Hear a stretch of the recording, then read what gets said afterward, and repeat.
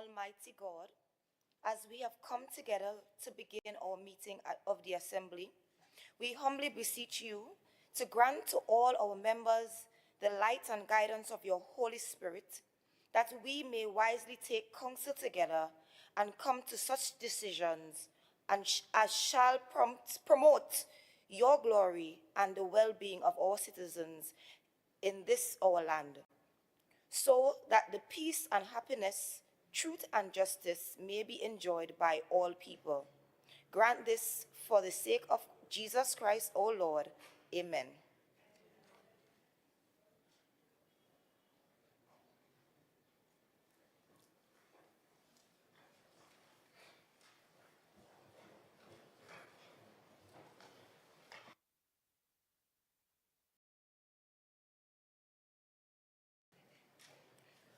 Oath of allegiance of a new member, announcements by the presiding officer, assembly bills sent back from cabinet, assembly laws brought back from parliament, petitions, papers, presentation of reports from dispute resolution commissions and select committees, chief secretary's question, questions to secretaries, questions for oral answer.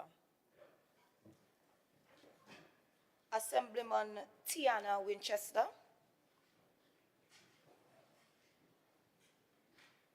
Question number 1 to the Secretary of Health, Wellness and Social Protection, Councillor Kiman Soman.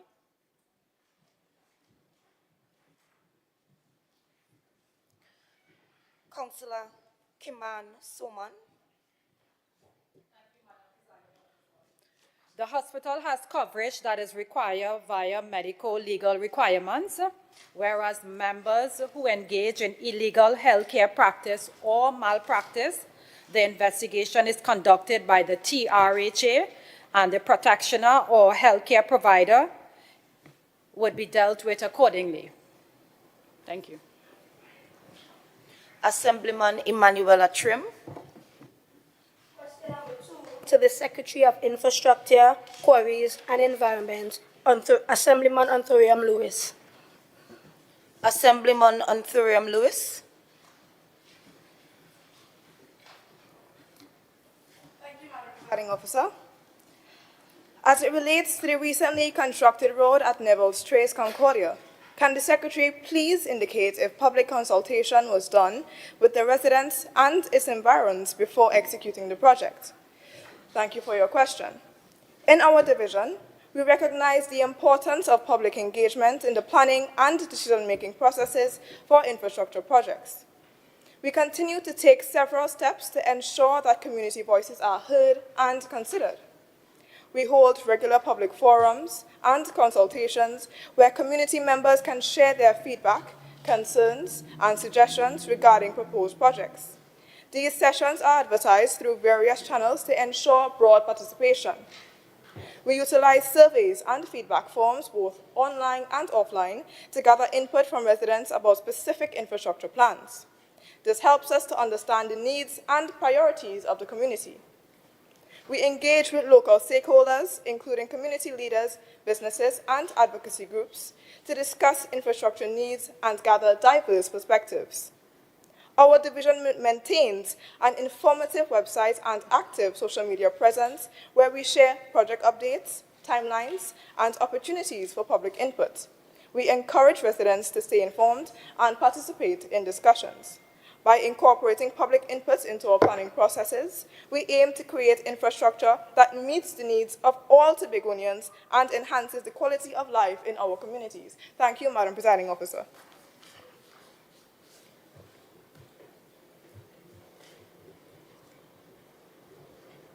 Request for leave to move the adjournment of the Assembly on definite matters of urgent public importance.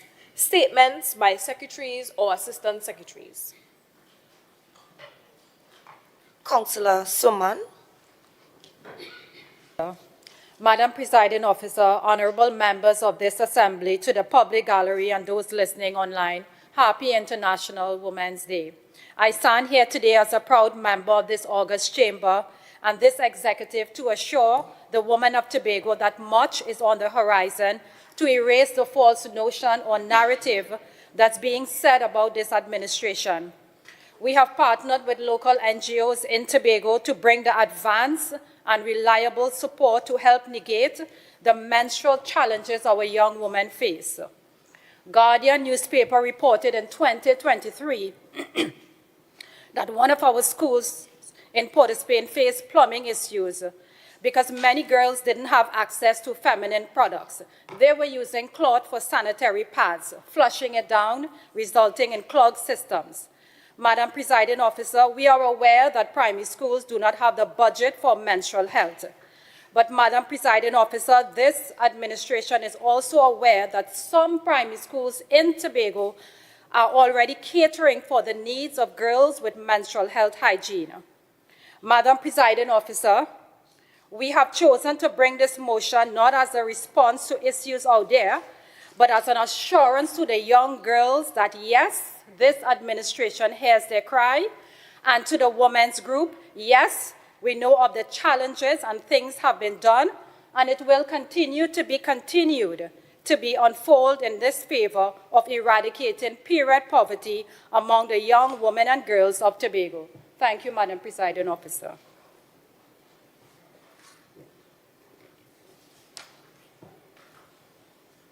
Personal explanations, introduction of bills, motions relating to the business or sittings of the Assembly, and moved by a secretary or assistant secretary. Public business.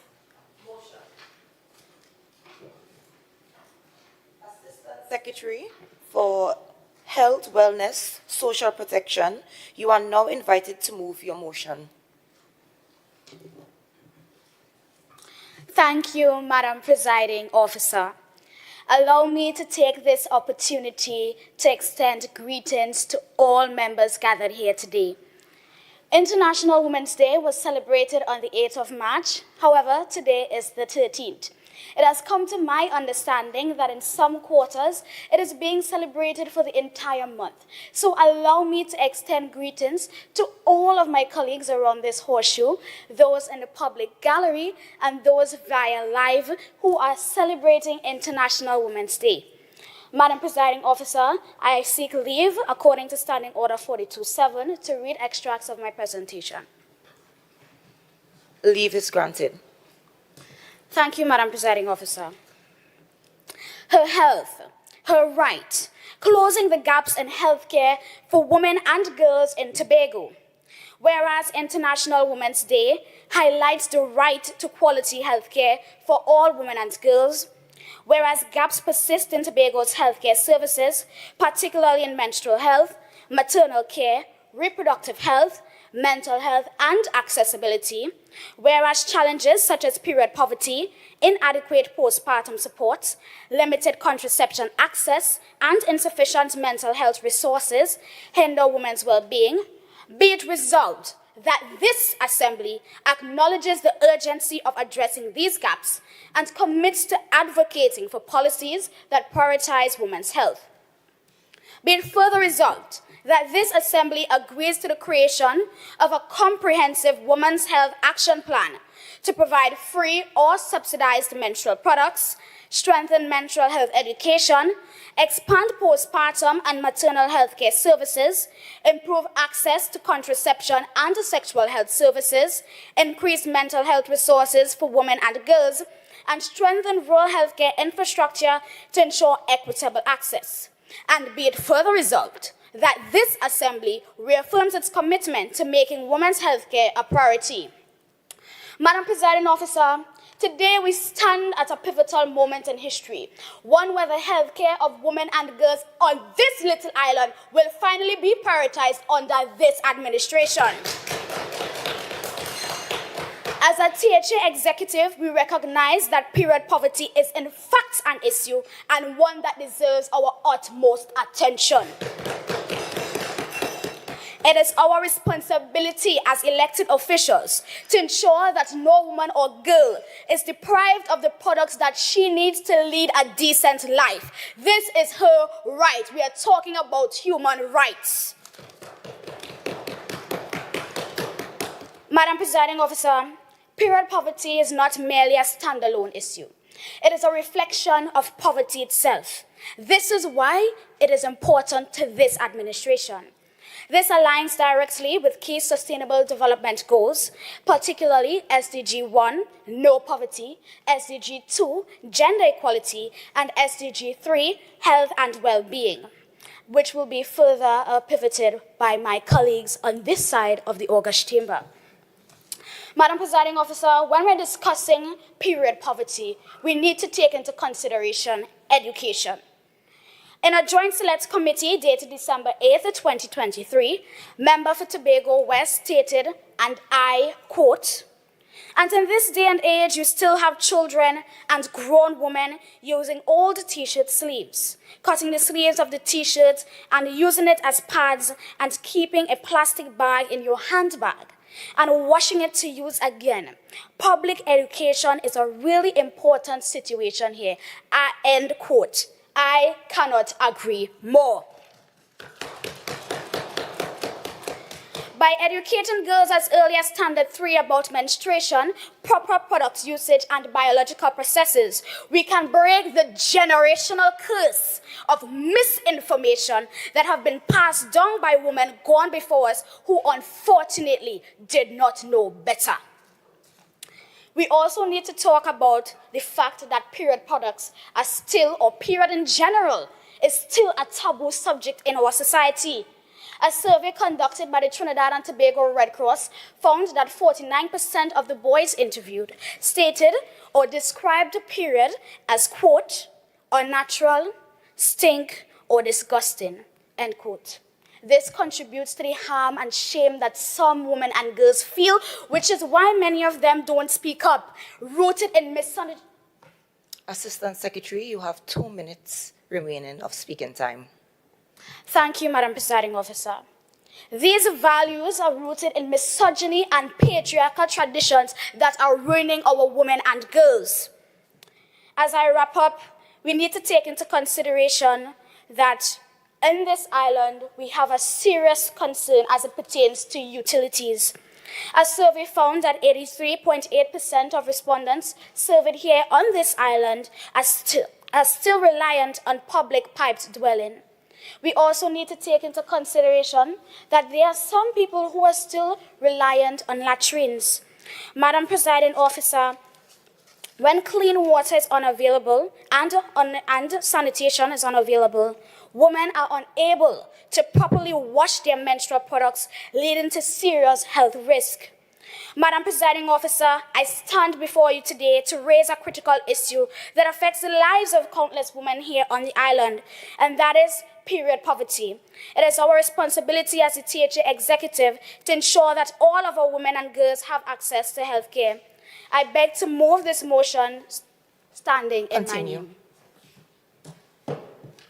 Honorable members, the question proposed is, whereas International Women's Day highlights the right to quality healthcare for all women and girls, whereas gaps persist in Tobago's healthcare services, particularly in menstrual health, maternal care, reproductive health, mental health, and accessibility, whereas challenges such as period poverty, inadequate postpartum support, limited contraception access, and insufficient mental health resources hinder women's well-being, be it further resolved that this Assembly acknowledges the urgency of addressing these gaps and commits to advocating for policies that prioritizes women's health.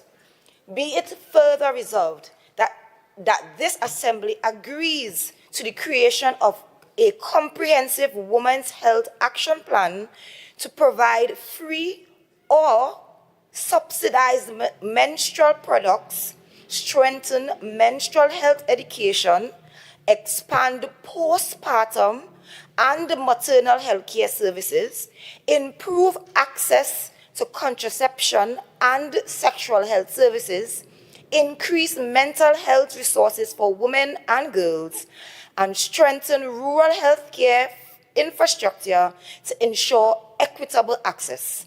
And be it further resolved that this Assembly reaffirms its commitment to making women's health care a priority in Tobago. Minority Leader Joel Green, member for Dial Spring Wim, you may now join the debate.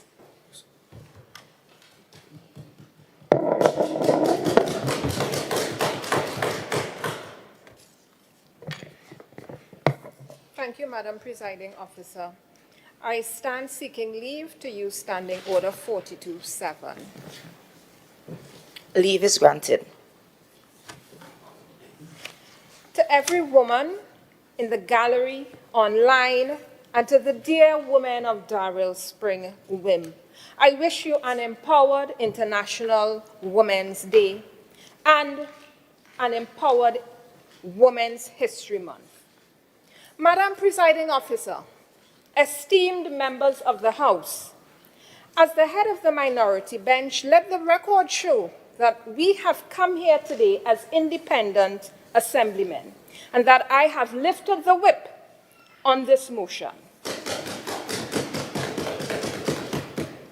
Give a woman a fish and you feed her and her family for one day. Teach that woman to fish, and you feed her and generations to come. The findings of a 2024 study by Dr. Rambokas has substantiated that period poverty does indeed exist in Trinidad and Tobago. Findings that shed a very accurate yet very depressing outlook on the financial status of women of Tobago. It is my firm belief that if a woman cannot afford feminine products, that there are a great many other things that she also cannot afford. Just last year, the United Nations theme was Invest in Women, Accelerate Progress. This year, their theme is, and I quote, for all women and girls, rights, equality, empowerment. However, this hamper drive, poorly disguised as a motion brought by my learned colleague, the member for Bethesda Lekoto, offers women a beggar's portion on this International Women's Day, not empowerment. This hamper drive motion seeks to offer half-baked solutions to the financial inequity that they have created and are perpetuating. Financial inequities that are now causing strain to the purses of every woman in here as we grapple with issues of the uterus and crippling poverty, as Dr. Rambokas' study identified. But I put it to you, without any fear of contradiction, that this is an attempt to hide their gross, repeated annual failure. Failure to bring financial equity, parity, and equality to the women of Tobago through comprehensive policies that ensure financial freedom. Let me categorically state. Minority Leader, you have 2 minutes of speaking time remaining. Thank you. But I put it to you without fear of contradiction that they are hiding their gross annual failure, and we can have no gender equality without financial inclusion and financial freedom for all. In 2024, the THA was allocated $2.558 billion, a budgetary allocation that, according to them, does not accurately reflect Tobago's 5.1% of the national population and gives nothing close to a figure proposed by the Dispute Resolution Committee. With a shortfall of over $1 billion, how will they pay for this hamper drive? Is it a case of bring drinks, somebody gonna pay? Assemblyman Anturiam Lewis. Thank you, Madam Presiding Officer. I rise on a point of clarification. The member is going on and on about inequality in finances, right? And this is a motion about period poverty. But outside of that, so we are looking now at the salaries of women in Trinidad and Tobago. If she simply did a Google search, she would know that all salaries in the Republic of Trinidad and Tobago are published in the public sector and are made known to all individuals. So the only cases in which it will differ is if it has modifications, in which persons have special qualifications or based off of merit. So is the member so against the human rights of women in Tobago that she is willing to come here and bring baseless claims against this motion? Assemblyman, thank you for your contribution. Minority Leader, you may continue.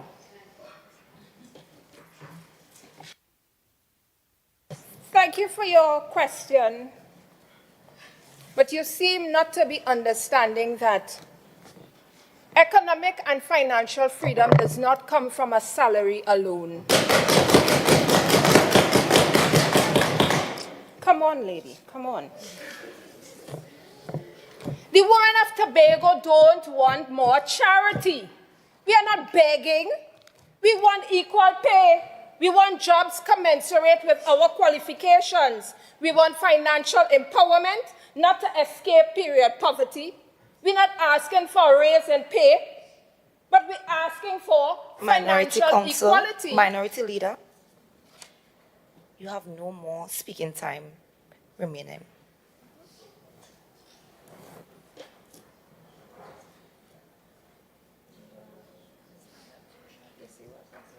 Madam Presiding Officer, I request for additional speaking time of 2 minutes be granted to the Minority Leader. Honorable members, the question put is that additional speaking time of 2 minutes be given to the Minority Leader to continue her presentation. All in favor say aye. Aye. All against say nay. The ayes have it. Member, you may continue. It must be the tintinnabulation of an election bell I am hearing. You all hearing that? Yes. Because when I was reading this motion, it left me with no doubt that this is an election year. Because if passed, this will be the most massive state-funded hamper drive that the electorate of Tobago has ever seen. Madam Presiding Officer, the motion speaks to the intent of this group over here to offer the women of Tobago hamper drives filled with tampon, panty shields, pads, menstrual cups, liners, and condoms. When what we, the women of Tobago, really want is legislated equal pay, legislation to discourage and prevent gender prejudice in hiring practices, so that we can get jobs commensurate with our qualifications. Hurry bird na build goodness, and this motion is more handiwork from a gaggle of hurry birds. Handiwork intended to continue the humiliation of the women of Tobago that they started since the occupation of these hallowed halls. I strongly encourage the Assemblymen to take a page out of our powerful leader in the Caribbean, Mia Mottley, Prime Minister of Barbados, as she signed an MOU with a biotech firm to help with research in Barbados. We need more targeted research to be conducted into the issues of the uterus so that we can experience period-free menstruation and menopause while living financially empowered lives. I heard that the old adage is a healthy labor force is a productive labor force.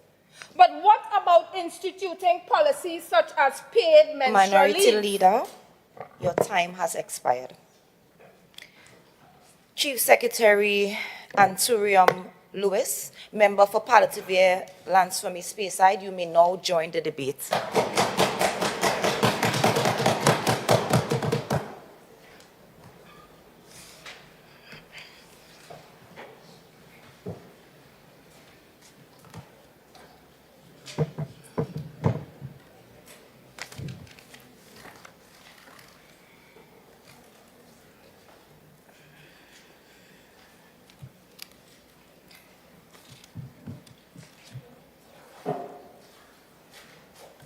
Thank you, Madam Presiding Officer, for the ability to speak in this honorable House. A pleasant morning is extended to you, my fellow honorable members, and viewers of the public gallery.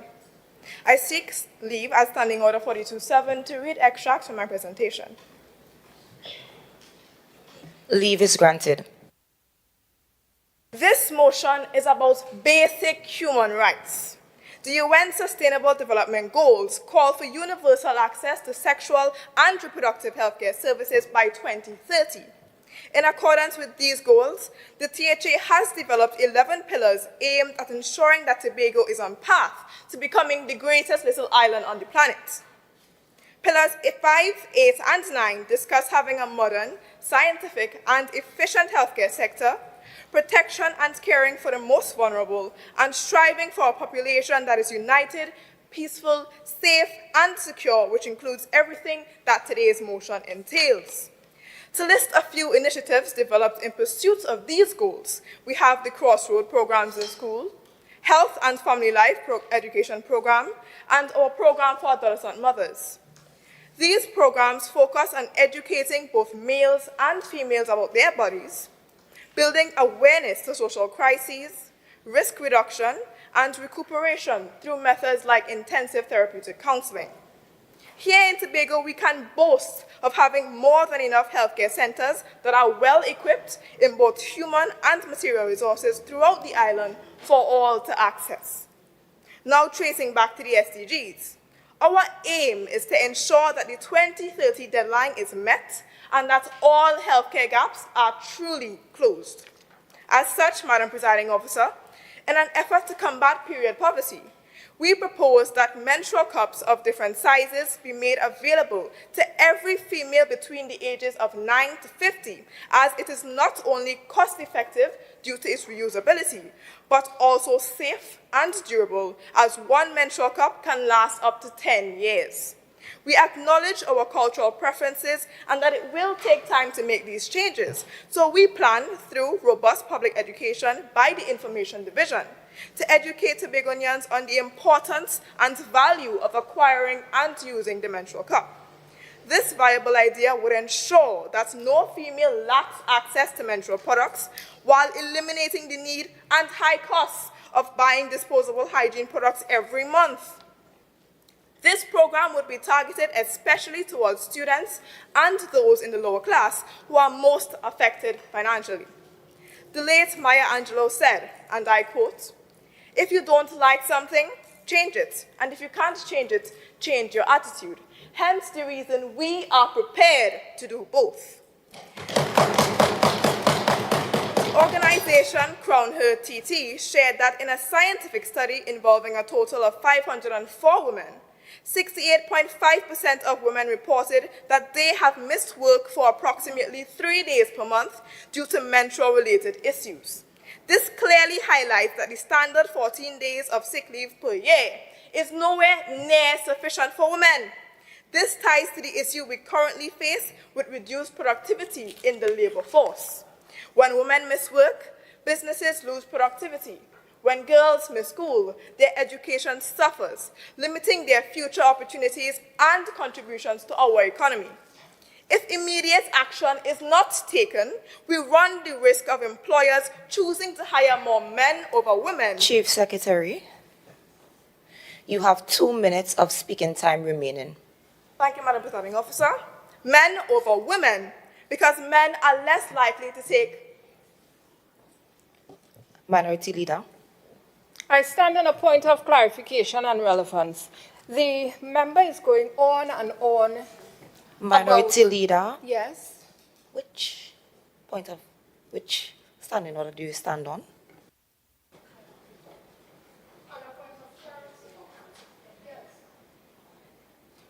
The member is going on and on about hiring practices and people being able to get leave to stay home.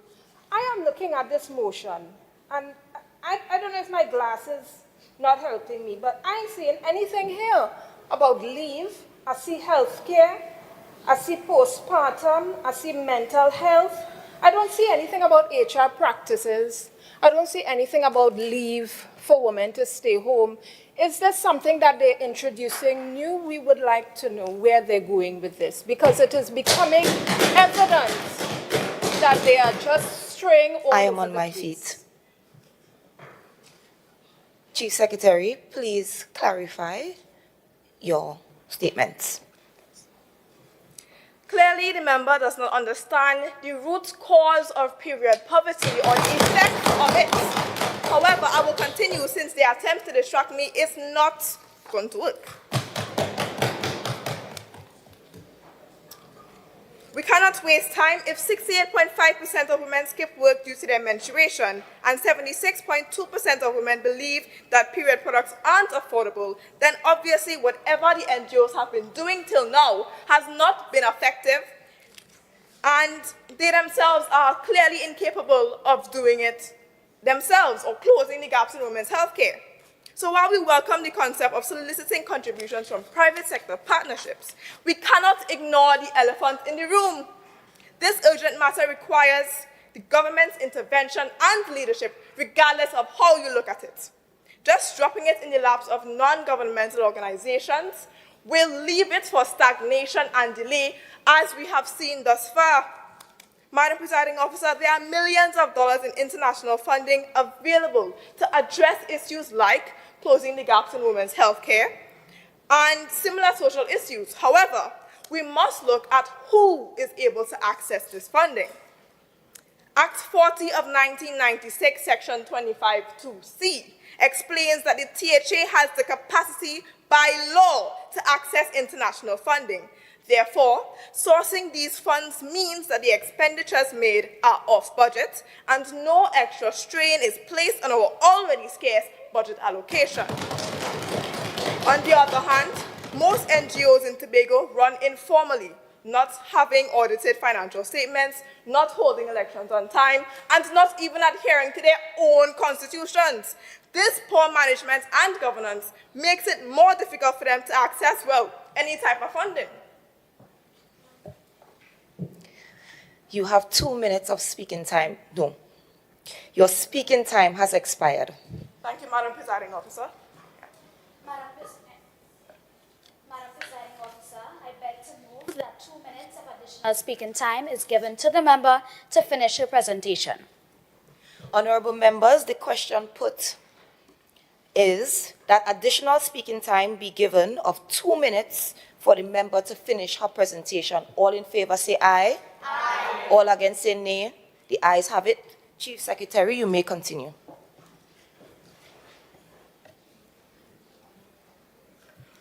So again, I reiterate, due to the urgency of this issue, the quickest and most efficient way to close these gaps in women's health care is by allowing this administration to take lead in rectifying this issue. And Madam Presiding Officer, passing this motion is the first step. I thank you. Minority Councillor Renee McPherson, you may now join the debate.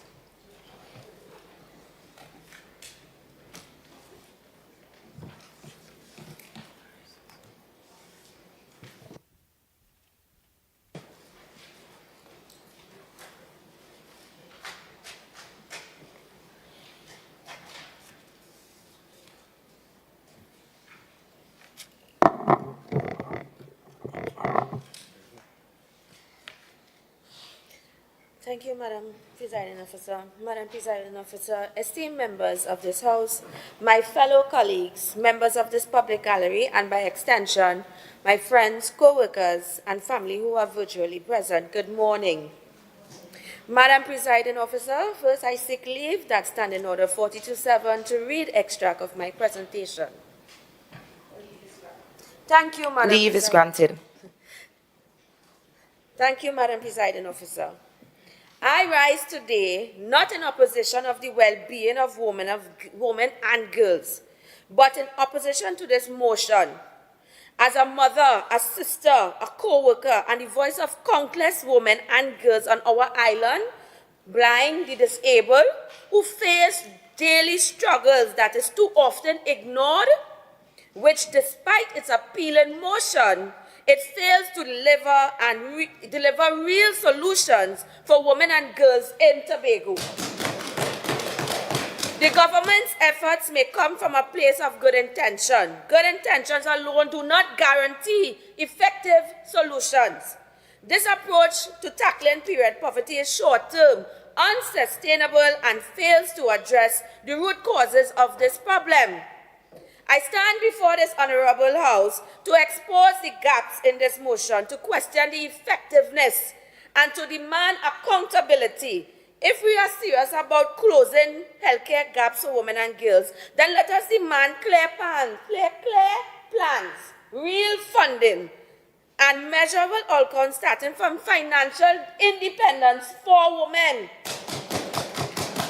Don't just address period poverty. Focus on broader policies that relieve poverty, such as financial support for low-income single women families, improve education on financial literacy, and access to better healthcare for women and girls.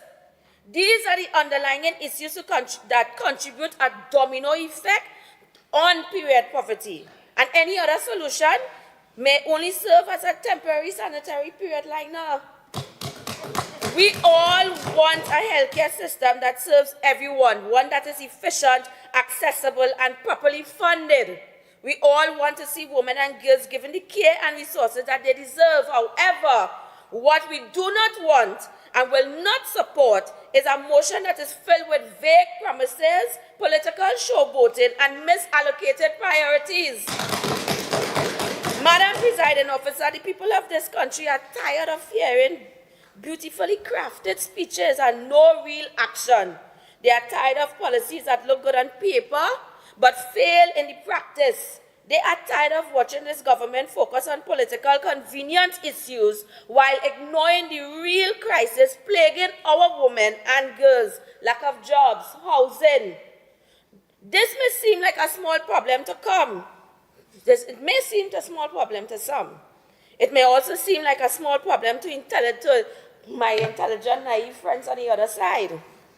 But this is a barrier that prevents too many of our women from living with dignity, equality, and full participation in society, in the workplace, sports, and just being a woman. As a mother with teenage girls, I myself struggle. I remember it just like yesterday. My daughter, exam time, right? And she's there concentrating on her exam, and bam, it came. And she cramps, headaches, and now she has to frustratingly think what next to do. No principal, nothing from principal, nothing from teacher, not even the examiner could help her. And she's frustratingly calling me to help her. And I now have to leave Scarborough to go to the east to help my daughter with painkillers in a different scenario. Couldn't this all be prevented if the school was equipped with sanitary pads and painkillers for female students who are attending school? Discussion has been met angrily, and what does the school say? Well, the government do not provide this for the school. What chances? Therefore, I welcome the chance to speak on this matter and stand here with a sense of frustration. A frustration that despite years of discussion and promises, the problem still exists. Madam Presiding Officer, let us not be fooled by this political extempo. If this government truly cares about women's health, stop passing feel-good motions and focus on real improvements. We are facing a real issue, and I fully support Minority the need Councillor, to address this. you have 2 minutes of speaking time remaining. Thank you, Madam. However, the government's approach, this current approach, is neither sustainable nor empowering at the end. Instead of short-term fixes, we need solutions that ensure long-term affordability, education, and economic empowerment for us women and girls. Focus on local production, reducing costs, and investing in better infrastructure. We can create a future where no one relies on temporary aid to manage their basic needs. We must strive for real, lasting change. Not no just quick fix or something we copied from some overseas country. Sustainable long-term solution is needed. It is not just about providing products. It is about ensuring that everyone, especially women in vulnerable communities, have access to resources and support they need consistently. Imagine a study that published in the Trinidad Guardian by Joel Julian, Medical Science Discovery Journal, surveyed 504 women between the ages of 18 to 48 in rural areas and found that 76% did not believe that period products were affordable. 51 struggled to maintain these products. 55 had to borrow. 51 resorted to using alternatives. And furthermore, as 68% of women reported missing from work. You miss work, sick leave, you don't get paid, lack of funding, no money, no salary. Madam Presiding Officer, is this motion simply designed to make headlines and Facebook, or to just distract us from a bigger failure towards women on this island? Let us stop talking about the issue and let us take the necessary steps to ensure that women and girls in Tobago live with dignity, free from the shame and hardship of period poverty and, by extension, poverty overall. It is time that this government move beyond words, and this motion feels like you're putting the cart before the horse, entertained by political Minority theater. Councillor, your speaking time has expired.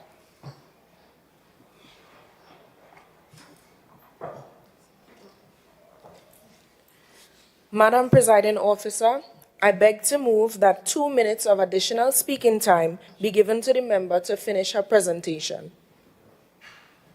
Honorable members, the question put is that additional speaking time be given to the member of 2 minutes to finish her presentation. All in favor say aye. All against say nay. The ayes have it. Member, you may continue. Thank you, Madam Presiding Officer. In conclusion, as we are entertained by this political, where is the opportunities? Where is the dignity? As our member even quoted from the renowned poet, Maya Angelou, let us also take note of that same renowned poet, Maya Angelou, which once said, I've learned that people will forget what you said. People will forget what you did, but people will never forget how you made them feel. Tobago women, we need to feel seen, heard, and valued. Even amid economic hardship, we are more likely to rise above those struggles. An action plan that speaks louder than words. So let's come better than that. Thank you, Madam. Assemblyman Kiara Stewart, member for Belgarden, Glamorgan, you may now join the debate.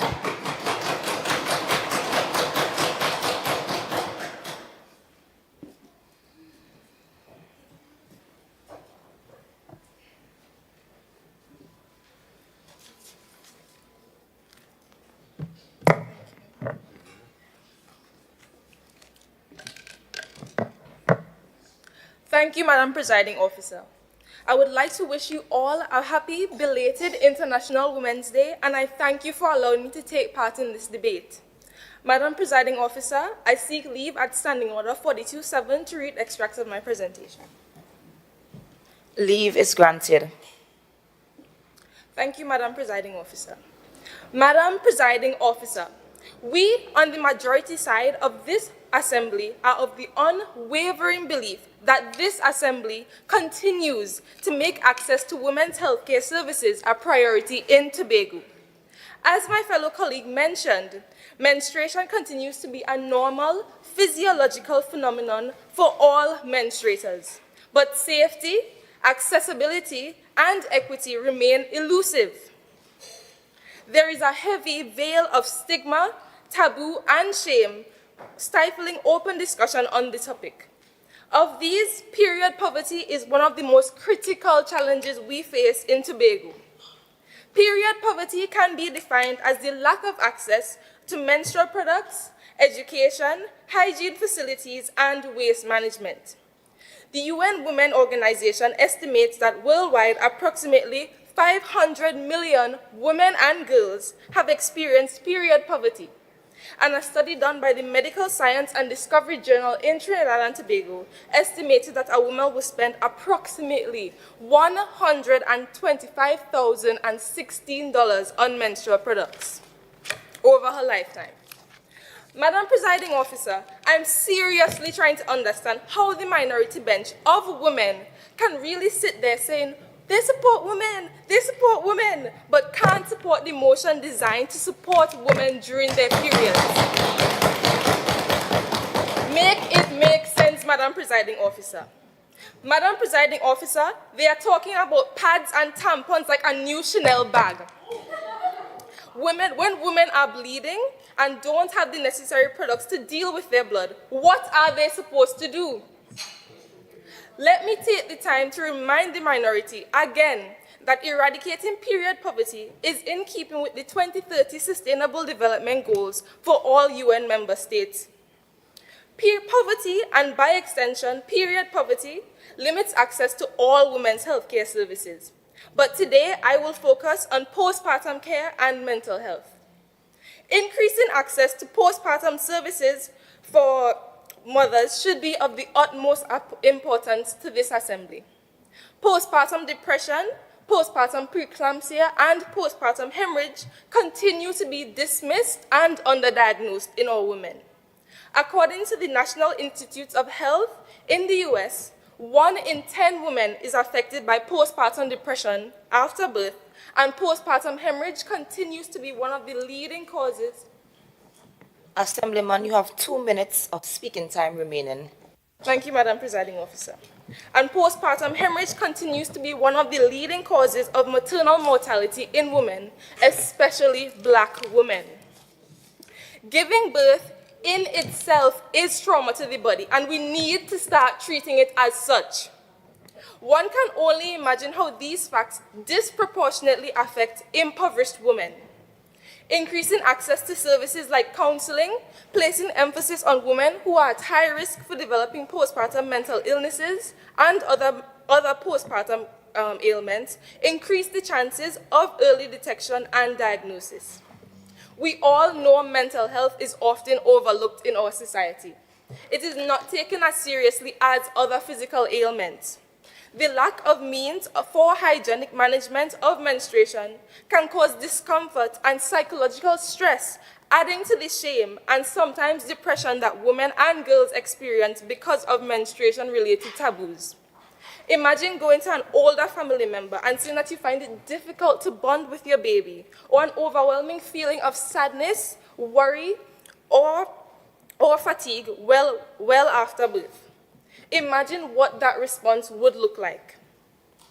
Consequently, establishing a system where postpartum supplies are distributed in our public health facilities, ensuring our mothers have what they need to take care of themselves at such a vulnerable time. Postpartum ailments, especially postpartum mental illnesses, are real and affect real women. Real women who may not have the resources or support system to deal with their menstrual or reproductive health. Real women who deserve more than the minority's redundant and dull excuses as to why they don't. Nonetheless, they are just as deserving of the support we can give if we approve this motion. So, in concluding, I urge the minority to truly consider and acknowledge the power they have as elected officials to help the women of Tobago and the women of their own constituents to deal with their health. I thank you.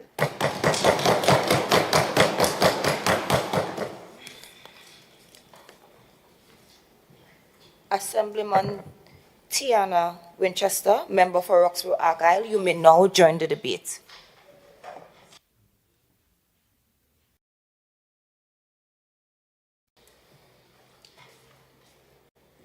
Thank you, Madam Presiding Officer. I seek leave of Standing Order 42.7 to read extracts from my speech. Leave is granted. Good day, Madam Presiding Officer, honorable members, live audience, and audience in the gallery. Happy belated International Women's Day. As a proud young woman, I stand firm in my beliefs and my ability to shape my own future. Today is not just about celebrating how far we have come, but also about pushing forward with purpose. The strength of a woman is not measured by the impact that all her hardships in life have had on her. The strength of a woman is measured by the extent of her refusal to allow those hardships to dictate her and who she becomes. Today we are presented with a motion that on the surface appears commendable. However, a closer look reveals that it is both impractical and misguided. The assumption that government intervention is the only solution to women's healthcare challenges in Tobago is flawed. While gaps exist, must we rely solely on sweeping policies and increased government expenditure? Or can we instead explore more sustainable, community-driven, and economically viable approaches? Yes, period poverty is a serious issue, but does this mean we should immediately demand increased government spending without assessing feasibility? We must also acknowledge that VAT-free period products were introduced in 2016 according to the Committee on Human Rights, Equality and Diversity. My opponents may argue that making period products free is a simple solution, but can Tobago actually afford this? According to the THA's fiscal 2024 budget, the Tobago House of Assembly operates within a constrained budget, managing multiple critical sectors such as healthcare, education, infrastructure, and disaster response. To implement free menstrual products for all menstruators in Tobago, let's break down the cost. The average menstruator spends $100 per month on period products. There is roughly 60,000 people in Tobago, half of that being women. Assuming Tobago's target group includes 25,000 menstruators, the annual cost would be $30 million. $30 million is a significant financial burden on the Tobago House of Assembly, which already operates within a constrained budget. Should we divert vital resources to cover the cost of providing free menstrual products when there are pressing healthcare demands, such as cancer treatment, emergency services, and maternal care?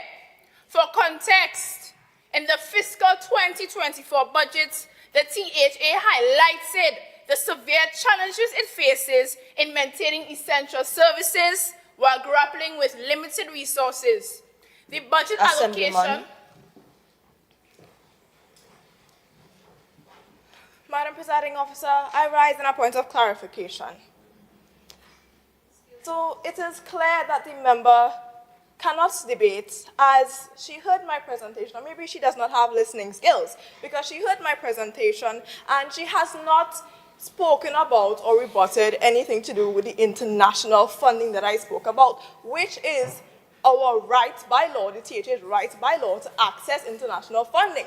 You are going on and on that we have no funding, but you have not addressed what I just said. I just gave you a resolution. Additionally, it is your colleagues and people from your party who are in central government who have a say on the amount of budget allocation that we get. And you are here saying, what, it's your... Chief Secretary, I am on my feet. Member, you may continue. I would just like to add that these international fundings that you are talking about have criteria that we have to follow. I will now continue. The budget allocation for the healthcare sector in Tobago continues to fall short of meeting the growing demands of medical services. The THA has been focused on improving healthcare, infrastructure, and expanding services to meet the needs of the island's residents. However, the demands... Assemblyman, you have 2 minutes of speaking time remaining. Thank you, Madam Presiding Officer. The demands are far greater than the financial resources available. As a result, the THA faces constant strain in providing quality health care to its citizens. Additionally, Tobago's limited revenue base is another factor that complicates the ability to fund new programs, especially non-essential ones like providing free menstrual products. According to the Institute of Chartered Accountants of Trinidad and Tobago, Tobago's economy heavily relies on transfers from the central government in Trinidad, which often results in financial constraints for the THA. So I urge you to wake up, because it is clear that you are sleeping.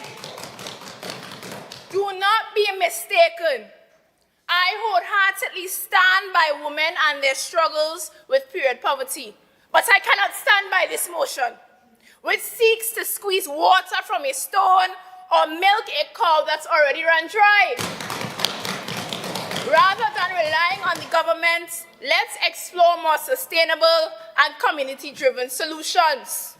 Schools, for example, could initiate programs where teachers and students who are more fortunate donate menstrual products monthly, ensuring that students who are less fortunate have access.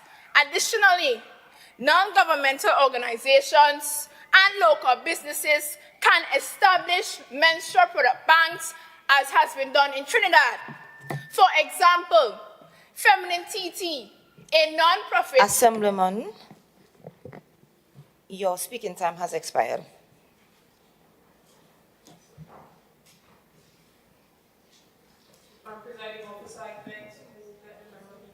Minutes additional speaking time to complete her presentation. Honorable members, the question put is that additional speaking time be given of 2 minutes so that the member can finish her presentation. All in favor say aye. Aye. All against say nay. The ayes have it. Member, you may continue. Thank you, Madam Presiding Officer.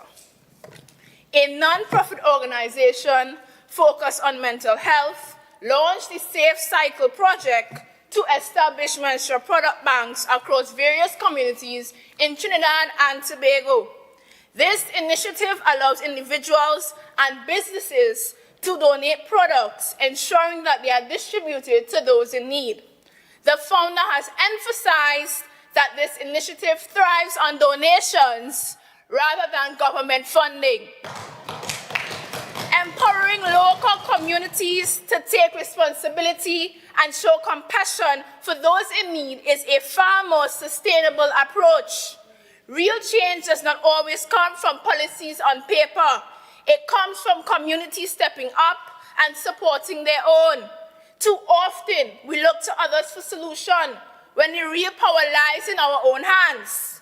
As the old folks say, one hand can't clap. We must come together, support each other, and take action to create opportunities rather than waiting on the government to do everything. Thank you.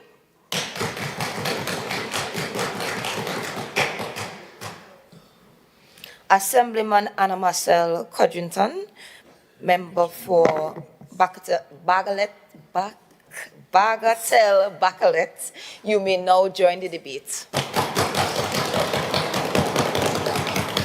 Thank you, Madam Presiding Officer. I seek leave to stand on Standing Order 42.7 to read extracts from my speech. Oh, God. Leave is granted. Right. Thank you. Good morning to the members on my side. Greetings are also extended to my colleagues on the opposing side, honorable guests, and to you, my loyal listeners. Before I start my speech, as I sat listening to the minority leader's presentation or her paragraphs of insults, Madam Presiding Officer, allow me to remind the honorable minority leader where she sat last year at this time. Right. It seems like...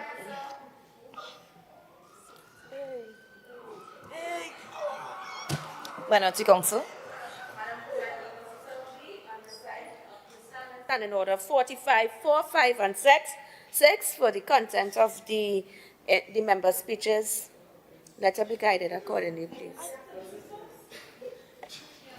Member, please. Insulting. Member, please continue your speech. Thank you very much. Let me continue. Is it that she's missing her seat? That she has nothing but insults towards us? Anyways, moving on smartly. I will not... Hey. Huh. I wish to Member, in this August House, you will conduct yourself as a proper young woman of Tobago. So while you are about to present your speech, you will do so with the utmost decorum that I know you have. You may continue. Okay. I wish to start off this debate by highlighting the definition of health. It is not just the state of being free from illness or injury or compromised mental or physical condition. Health takes on a broader meaning when the social determinants of health are considered, which include economic stability, education, social and community context, health and healthcare, neighborhood and built environment. To my listeners, I will not be so unjust to say that men don't deserve to be healthy or looked out for. But let's be honest and factual. Women indeed have more unique health issues than men. So prioritizing women's health is not the issue here. It is the mental structure of my opponent. Instead of being on the opposing side, you should take a stand for and with me. My colleagues have already defined period poverty, and therefore, as I introduce the issues of social determinants of health, I will share how these factors exist in Tobago and how they nearly impact on the life of nearly 20,000 menstruating women and girls in Tobago. Poverty is at an all-time high, approaching 30%, which means that 1 in every 3 households find it difficult to meet essential needs for good health and well-being. Information on period are not fully accessible to young girls in primary schools because children are menstruating at Member, you have 2 minutes of speaking time remaining. Because children are menstruating at an earlier age than long ago. This takes some parents by surprise, and they have not prepared their girls adequately. We should not wait to hear about any bad situation resulting from period poverty to take action, to allow for dignity to be a part of experience of womanhood. While the government side will provide these products, at all schools, it does not take away from parents' responsibility to provide. But as a government, we wish to ensure that our future women leaders are invested in from the cradle to the presidency. The 2030 Agenda for Sustainable Development, adopted by all United Nations members in 2015, created 17 World Sustainable Development Goals. These in which consist of SDG 1, poverty. SDG 1 aims to end poverty in all its forms everywhere. This includes period poverty. Its objectives includes ensuring that the entire population, and especially the poorest and most vulnerable, have equal rights to economic resources, access to basic services, poverty and land control, natural resources and new technology. SDG 5, achieve gender equality and empower all women and girls. Member, your speaking time has expired. I beg to move that 2 minutes of additional speaking time be given to the member to finish her presentation. Honorable members, the question put is that additional speaking time be given of 2 minutes to the member so that she can finish her presentation. All in favor say aye. Aye. All against say nay. The ayes have it. Member, you may continue. Thank you, Madam Presiding Officer.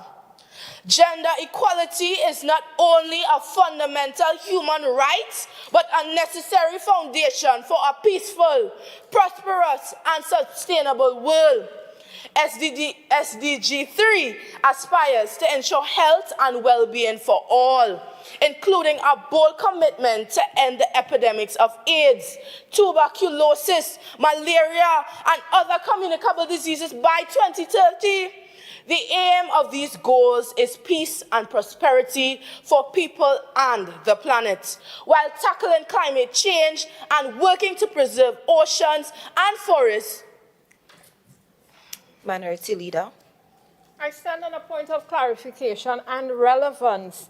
She's talking about SDG goals, and that is wonderful. But I fail to understand where she's going with this. First, she said we need land. I'm reading this motion, and they have nothing in here asking for land, no money, no nothing.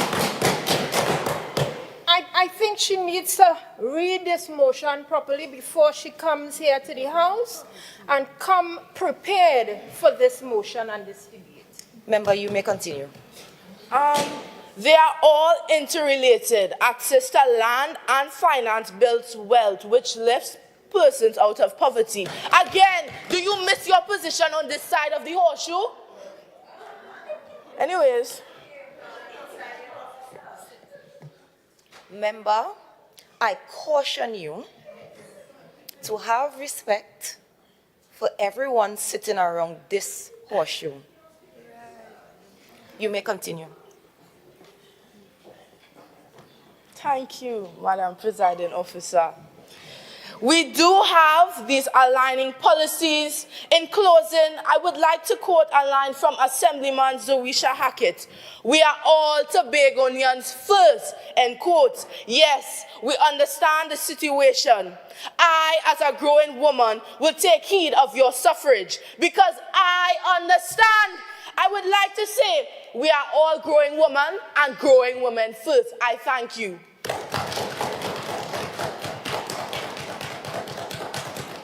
Assemblyman Jada Abraham, member for Lambo Lowlands, you may now join the debate.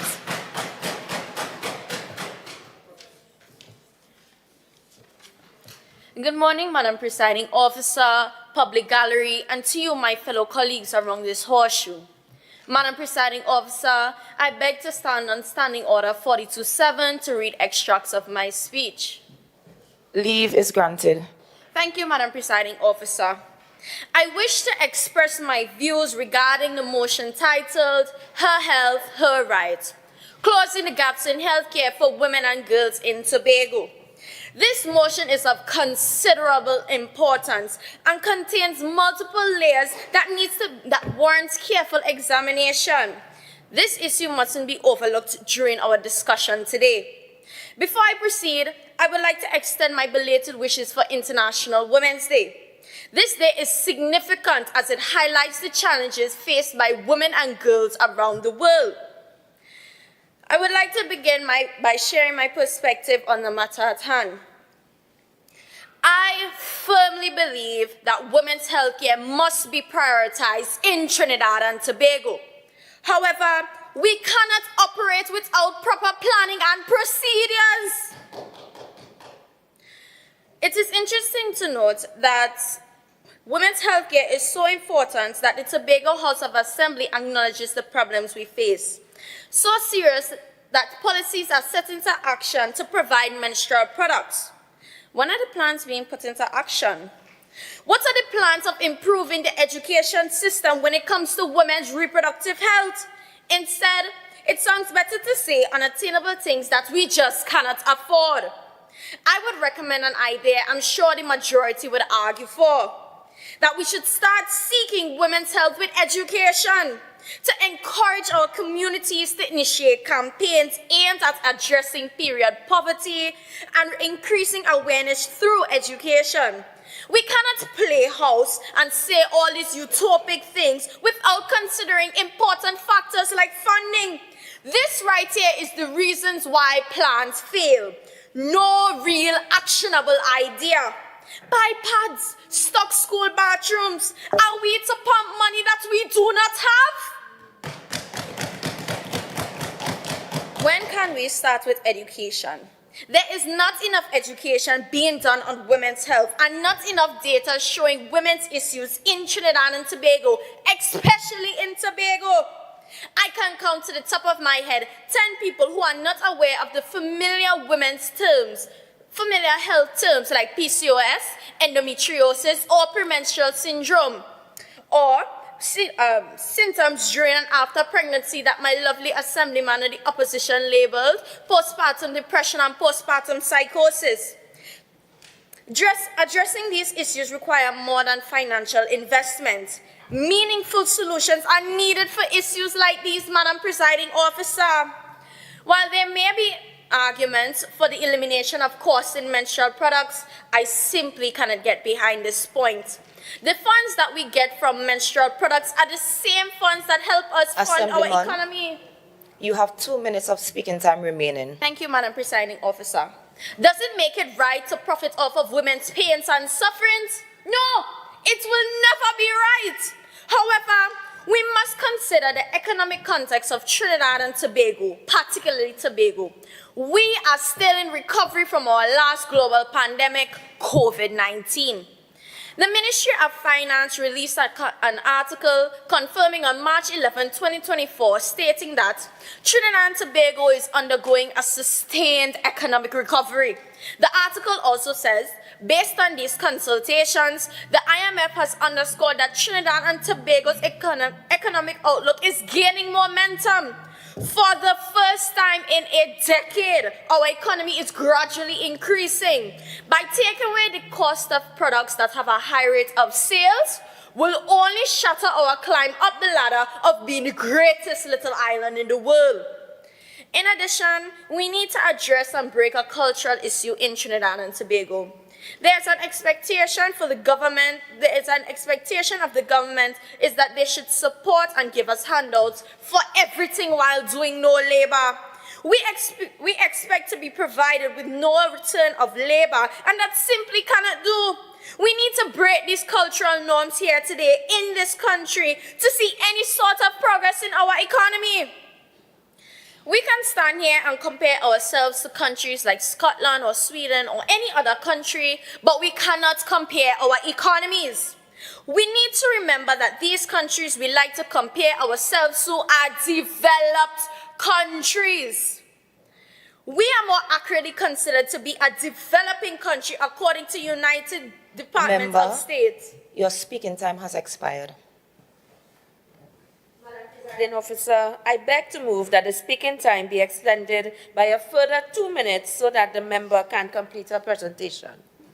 Honorable members, the question proposed is that additional speaking time be given to the member of 2 minutes so that she can continue her presentation. All in favor say aye. Aye. All against say nay. The ayes have it. Member, you may continue. Thank you, Madam Presiding Officer. Our budget is quite literally tight. We will have no legroom if we further with these initiatives that my wonderful colleagues around this great August chamber will try to protest for. It is very admirable, I do agree, but logic is being thrown into the rubbish bin in this argument. Ladies and gentlemen, we have a lot of changes as it pertains to healthcare for women. Current healthcare measures often reflect a male-centered perspective, which has led to outdated practices. For instance, tests like BMI were created from collected data from a European man in the 1800s, or measures set in place to detect when women unfortunately go into cardiac arrest. There should be changes, new policies, and laws set in place for these same issues. In my final words, we find ourselves at a crucial moment. I stand here as a woman today to call for meaningful change. I envision a future where every woman in this country has access to what she needs and thrives. However, we must recognize our position as a small nation with a delicate economy. Our journey must begin with education, and we must build from there. Taking thoughtful, measured steps is essential, as past policies have faltered because we have rushed for quick fixes. Let us be logical. While it may not be perfect, it could lead us to success. This is more than winning a debate and using fancy language. I am one of the youngest people here today in these chambers. Listen to the unbiased voice of the youth. Women's health is important and should be given attention, but let us start with education. Thank you, Madam Presiding Officer, and you all for listening to my speech. Assemblyman Davina Nelson, member for Scarborough Mount Grace, you may now join the debate.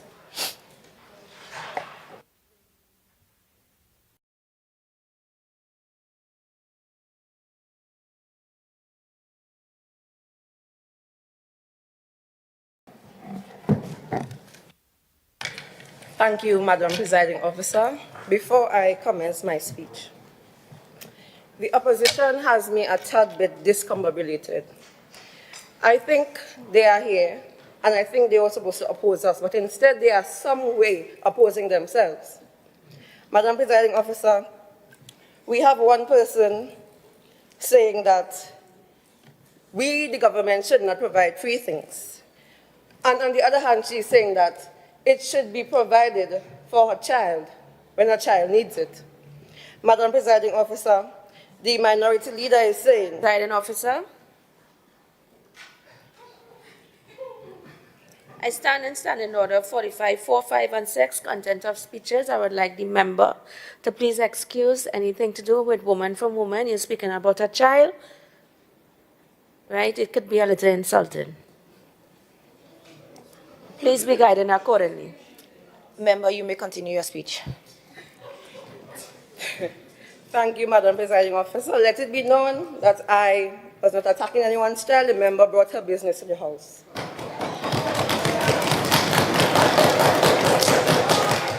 Madam Presiding Officer, again, I stand in standing order 4, 5, and 6 in the content of the member's speeches. And again, I say, Member, please I tread am on lightly. my feet. Thank you. Ladies, member, I am on my feet. For Signal Hill, I'm on my feet. In this house, we will respect each other. I have no problem with us arguing against and for, but we will do it properly and respectfully. And this goes for everyone who sits around this washroom. Member, you may continue. Thank you, Madam Presiding Officer. We had the minority leader speaking to attacking poverty, but when my fellow member here spoke on other things that will attack poverty, she's asking for relevance. Madam Presiding Officer, they need to get it together. At this moment, I begin my speech. It is an honor to stand in the House, and I stand on the votes of the people of Scarborough Mount Grace. Member, are you reading your speech? No, starting my speech. Are you reading a speech?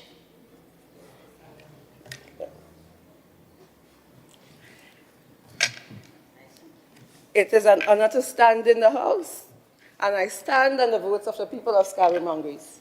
I seek leave on standing order 42.7 to read extracts from my speech.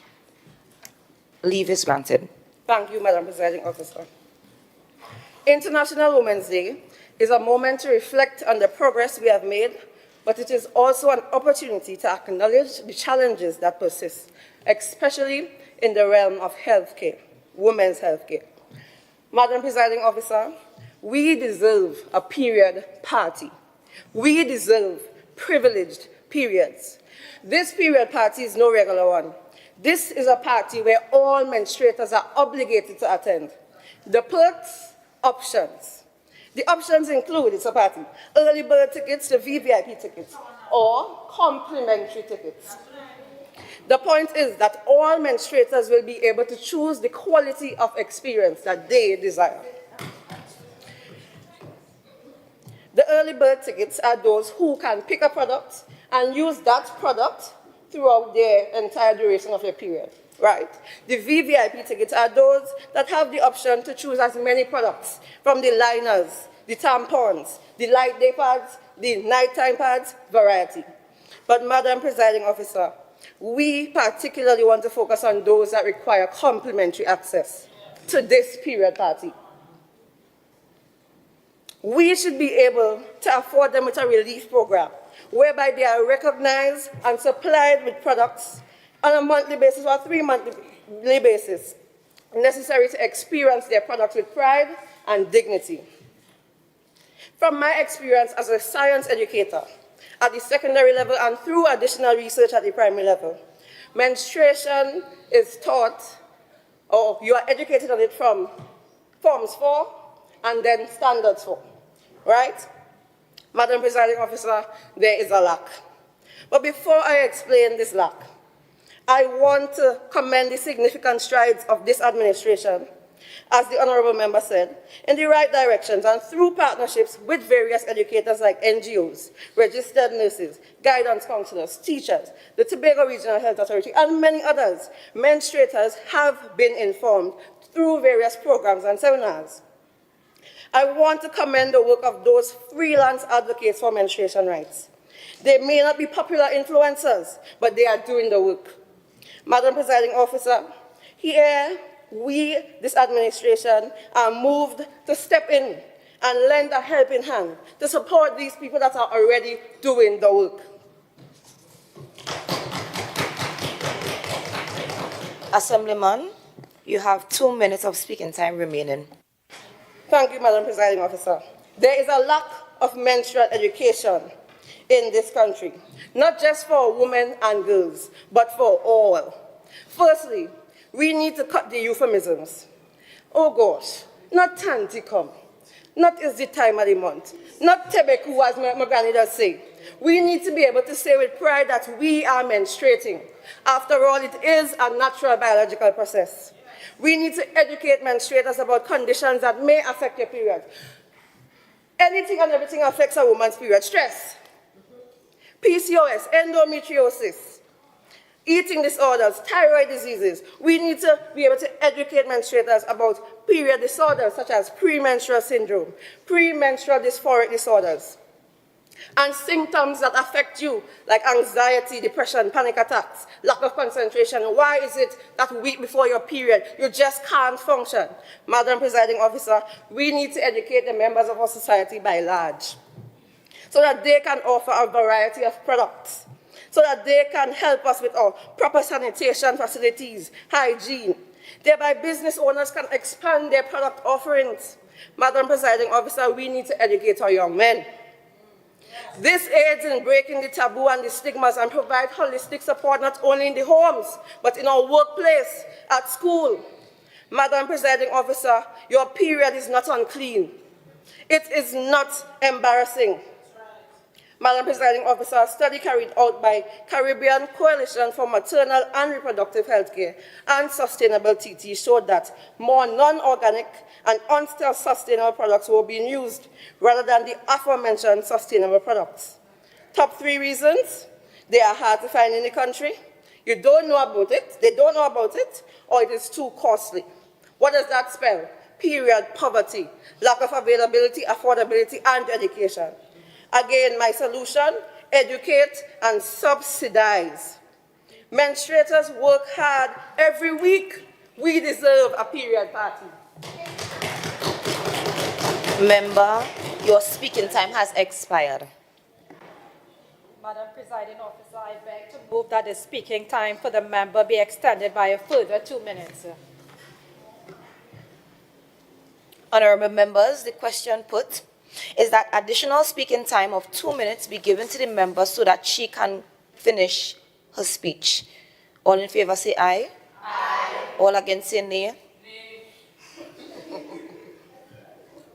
The ayes have it. Member, you may continue. Thank you. One member seems scared. Now, finding the right period products requires being able to change and have options. Having options and being able to know what you want to use requires trial and error. Trial and error requires money. There's no VAT on menstrual products right now in TNT, but yet a menstruator is expected to spend $125,000 and change on period products yearly. That's a Honda Vizzle. We can be driving out of here. Madam Presiding Officer, this is a call for business owners to buy and sell menstrual products as they do with KISS products, as they do with phone cards. This is a call for this administration, the workplaces, to provide sanitary product dispensers, not only free, but maybe at a reduced cost, maybe subsidy. Madam Presiding Officer, condoms are freely distributed on this island. Doesn't the absence of a condom make it likely that period products won't be used? Therefore, why shouldn't the distribution of these free condoms go hand in hand with the distribution of a free menstrual product? Madam Presiding Officer, as I close, we are worthy of a period party, and this involves education and subsidy. This involves caring for not just those who can afford it, but for those low-income families. We're worthy of a women's health party, and this must be prioritized. We must do more than just talk about it. By approving this motion, everyone has a responsibility and opportunity to contribute to the enhancement of women's health care. Thank you. Assemblyman Emmanuel Trim, member for Monk St. George Goodwood, you may now join the debate.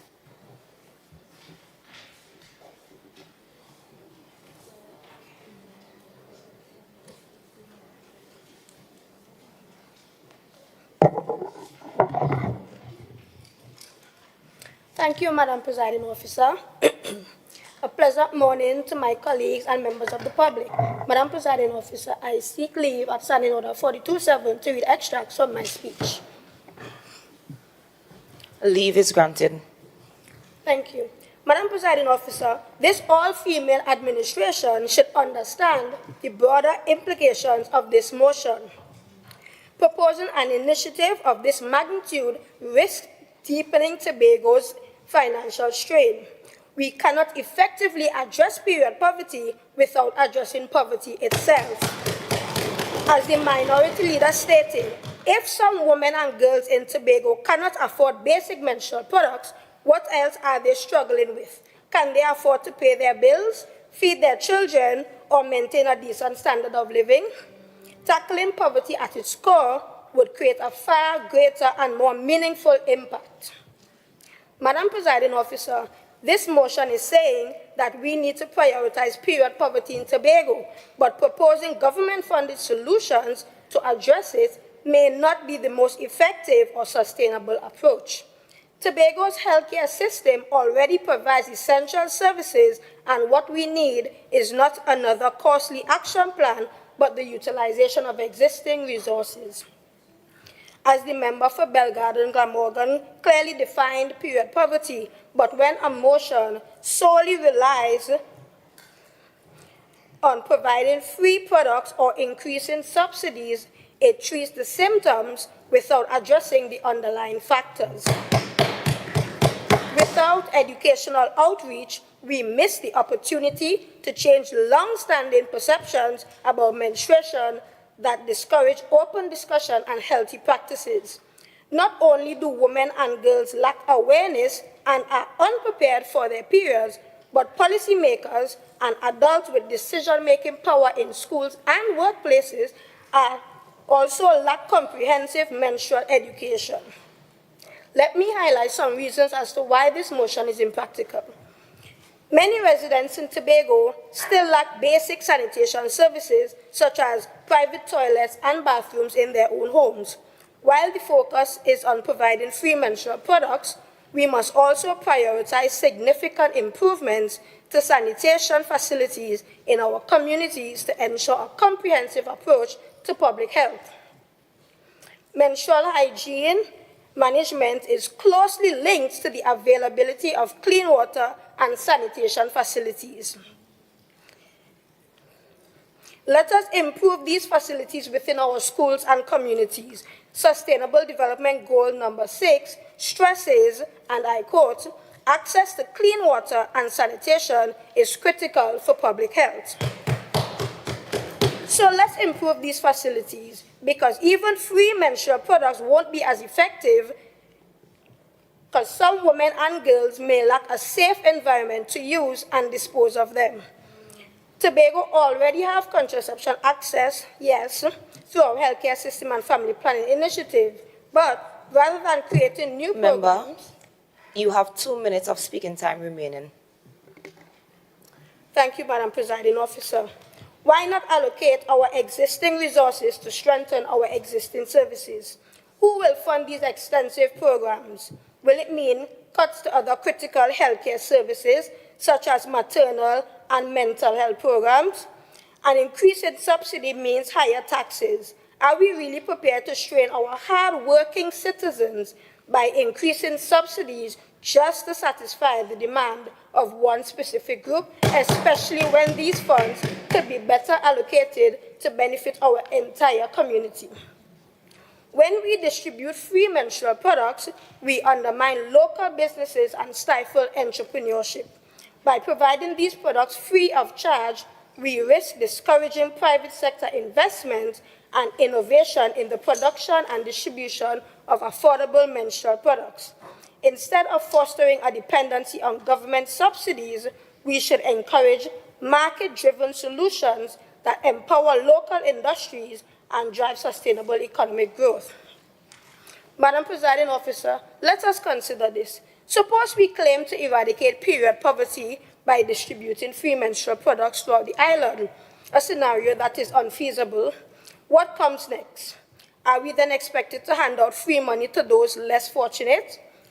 This motion, by implying such measures, risks reducing the dignity of women and fostering a dependency that undermines empowerment.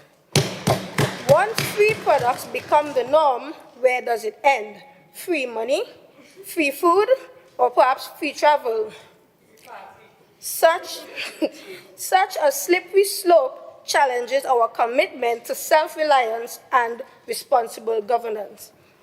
I am concerned that such initiative may be more about political symbolism than genuine evidence-based improvement. My intelligently challenged colleagues on the other side are pushing for a high-visibility program to win public favor, even when the underlying need could be better addressed. Member, your speaking time has expired.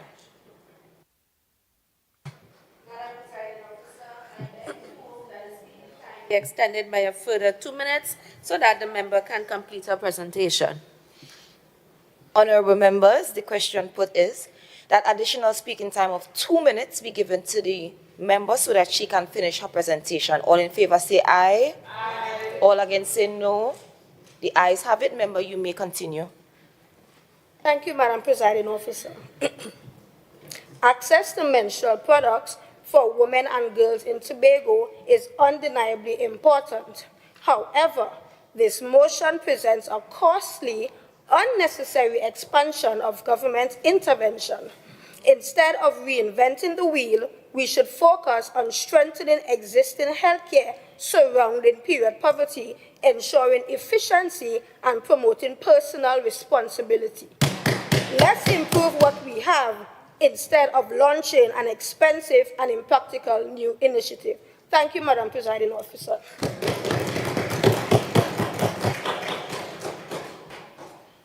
Assemblyman Gabriela Sukla, you can now join the debate.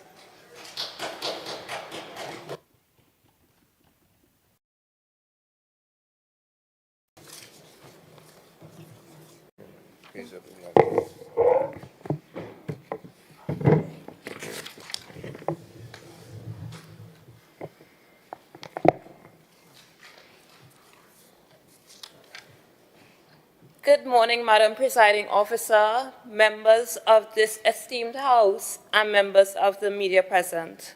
I extend my warmest greetings and wish everyone a happy belated International Women's Day.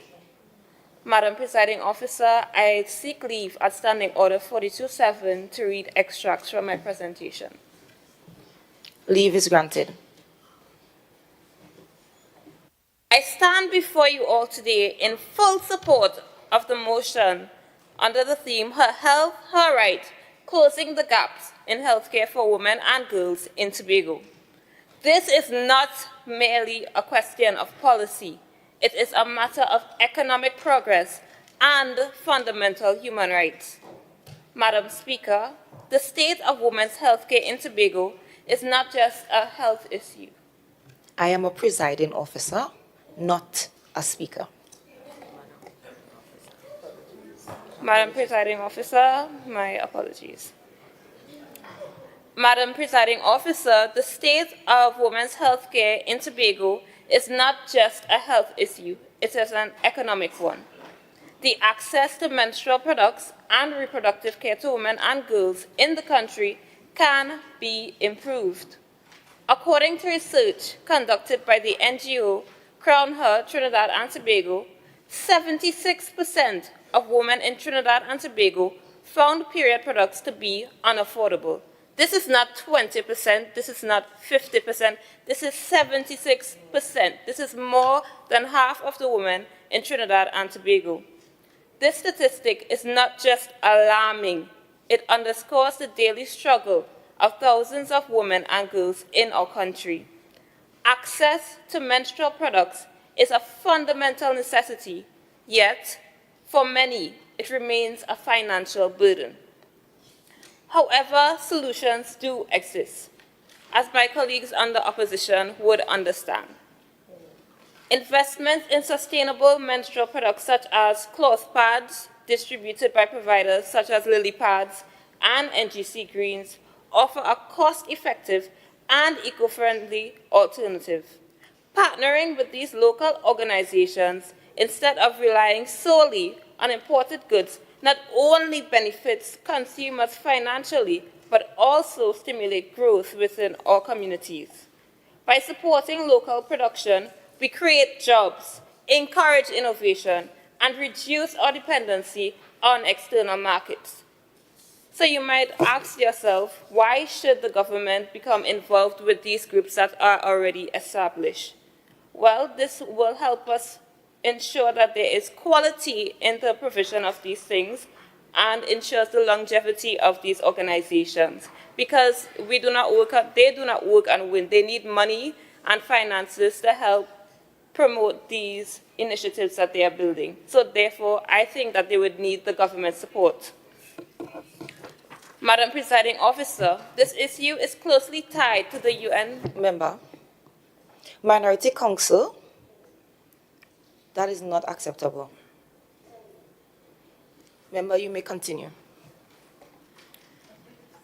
Madam Presiding Officer, this issue is closely tied to the UN Sustainable Development Goal 8, promoting sustained, inclusive, and sustainable growth, full and productive employment, and decent work for all. Women make up 47.73% of the labor force in Trinidad and Tobago, according to reports from World Trading Economics. Yet, many women and girls are forced to miss work and school due to challenges associated with their menstrual cycles. When we provide free or subsidized menstrual products, we ensure that no girl has to choose between her education and her dignity. When we expand maternal and mental health resources, we are safeguarding not just individual lives, but entire communities. Madam Presiding Officer, the misconception that investment requires some excessive government spending must be addressed. The truth is, we already have resources in place at our disposals, utilizing village councils, district offices. Member, you have 2 minutes of speaking time remaining. Thank you, Madam Presiding Officer. Utilizing village councils, district offices, and even workplaces as hubs for public education on period poverty and reproductive health can drive change without significant additional cost For example, there are health caravans already put in place by the Ministry of Health. Madam Presiding Officer, this is not a charity. This is a strategy. When women have access to health care, they can contribute meaningfully to society. They raise healthier children, build stronger businesses, and are given the opportunity to operate in their fullest potential. Tobago's future depends on our willingness to act today. The motion before us calls for the creation of a comprehensive women's health action plan and a decisive step towards ensuring women and girls in Tobago have equitable access to health care. By strengthening rural health care services, expanding postpartum and maternal care, and increasing accessibility to reproductive health resources, we are not just closing gaps. We are opening doors to opportunities, empowerment, and economic independence. I thank you.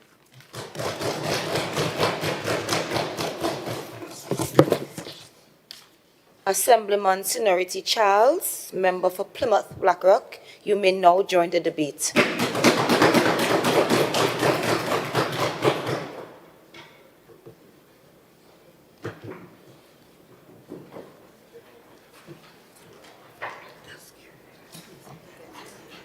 Madam Presiding Officer, esteemed colleagues and those in the gallery, good morning. Madam Presiding Officer, I seek leave on Standing Order 42-7 to read extracts from my speech. Leave is granted. I stand before you today not just as a community representative, but as a young woman who experiences the same monthly struggles that women in Tobago face. I rise to express my opposition to this motion, her health, her right, closing the gaps in healthcare for women and girls in Tobago. While the intention behind this motion is commendable, I must respectfully oppose it because it overlooks the financial sustainability for such a proposal in our current economic climate. Let me be clear, Madam Presiding Officer. Free or subsidized menstrual products for all women, while well-intentioned, is not a sustainable solution in our current situation. The THA is already stretched thin, and the funds required for such a program could result in higher taxes or divert resources from critical sectors like education, infrastructure, and public safety.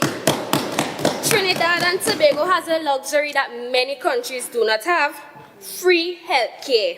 This is something we should not take for granted. While other countries may subsidize menstrual products, their people will still have to pay for healthcare services. We are in a fortunate position, but we must remain cautious of overextending ourselves. Imagine a woman gets charged for stealing over 990 worth of groceries from a supermarket, yes, right in Trinidad. And I'm almost certain that menstrual products was a part of it. Is this really where we have reached now? As Assemblyman Green said in an opening statement, pads ain't a one-size-fits-all. So why the majority dare sweet-talking the women of Tobago with old talk wrapped up in fancy words, action plan? Member on the other side says, let's go to a menstrual party because women deserve to party. But member, women need balance too. I agree that period products are a necessity and not a luxury, but addressing poverty requires more than just providing one product. Women and girls in poverty need to access education, job opportunities, and healthcare system that truly supports them in a holistic way. Furthermore, expanding healthcare services for women requires more than substantial funding and infrastructure. Many of our local healthcare facilities are struggling to provide basic services, let alone expand for specialized care for women. A 2015 report highlighted tremendous shortage of skilled medical staff, particularly doctors and nurses, in the public health center. Additionally, the Global Health Index in 2021 assessed Trinidad and Tobago's health capacity in clinics, hospitals, and community care centers, scoring 48.5 out of 100, which is relatively low. And how do we expect? Member, you have 2 minutes of speaking time remaining. Thank you, Madam Presiding Officer. So how do we expect to expand our services effectively if we can't even maintain our current ones? Lastly, I acknowledge the importance of mental health. These challenges affect both men and women. In Trinidad and Tobago, we cannot focus on one gender-specific solutions without addressing the broader mental crisis affecting our entire population. In conclusion, Madam Presiding Officer, while I recognize that women's health must be a priority, the measures proposed in this motion are neither sustainable nor practical. Instead, we must focus on long-term comprehensive reforms that several citizens, regardless of gender, can access. Let us invest in education, infrastructure, and a better healthcare system that is accessible to everyone. Thank you, Madam Presiding Officer. Assemblyman Bree Powder, member for Signal Hill, Patience Hill, you may now join the debate.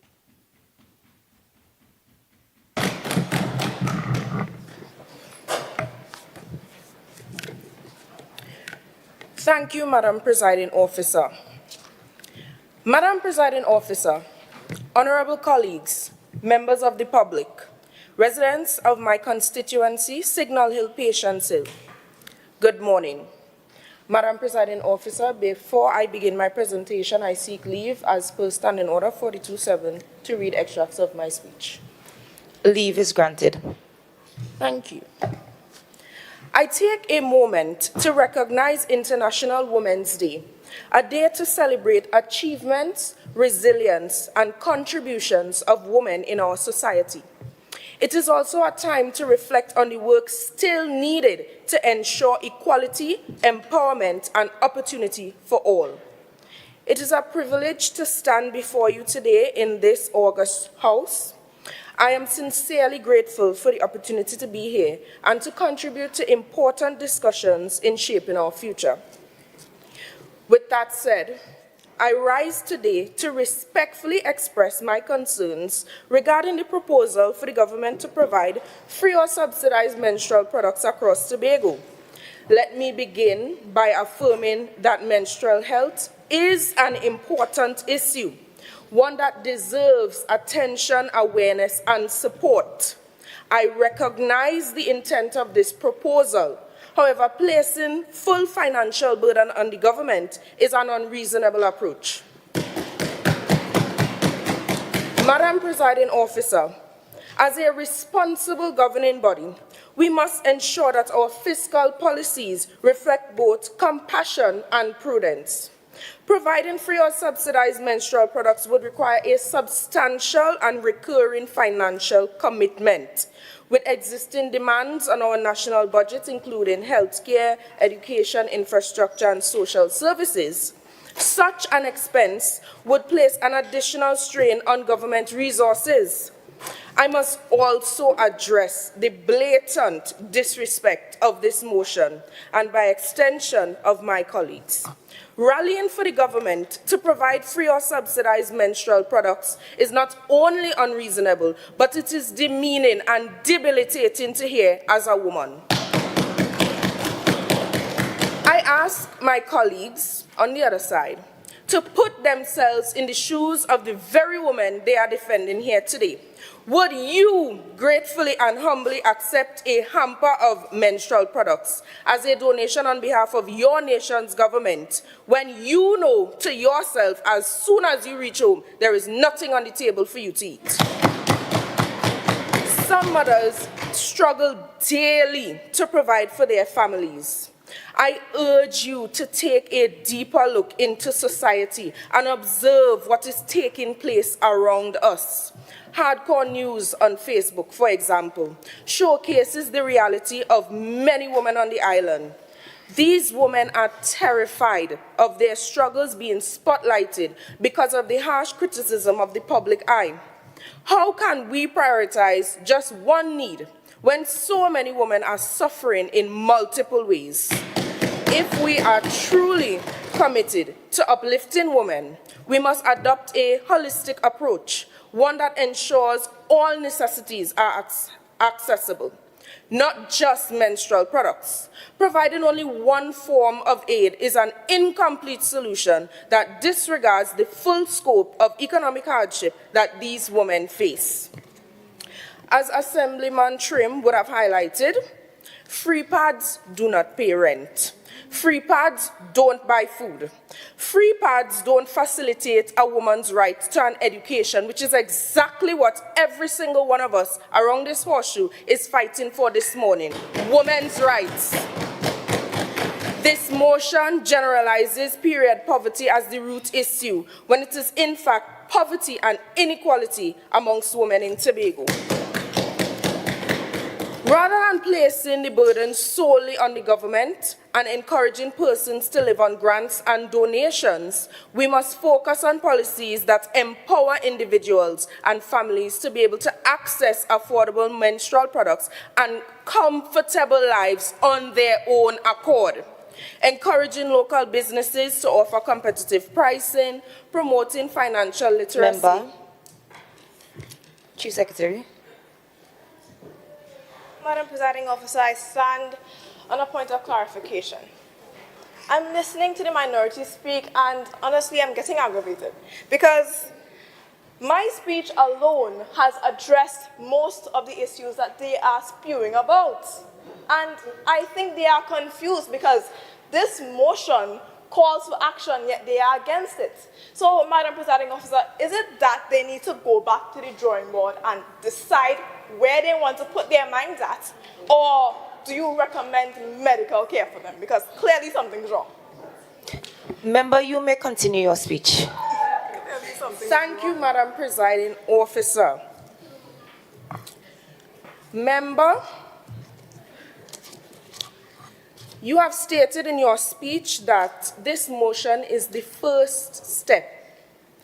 Please do not misconstrue the position of the minority.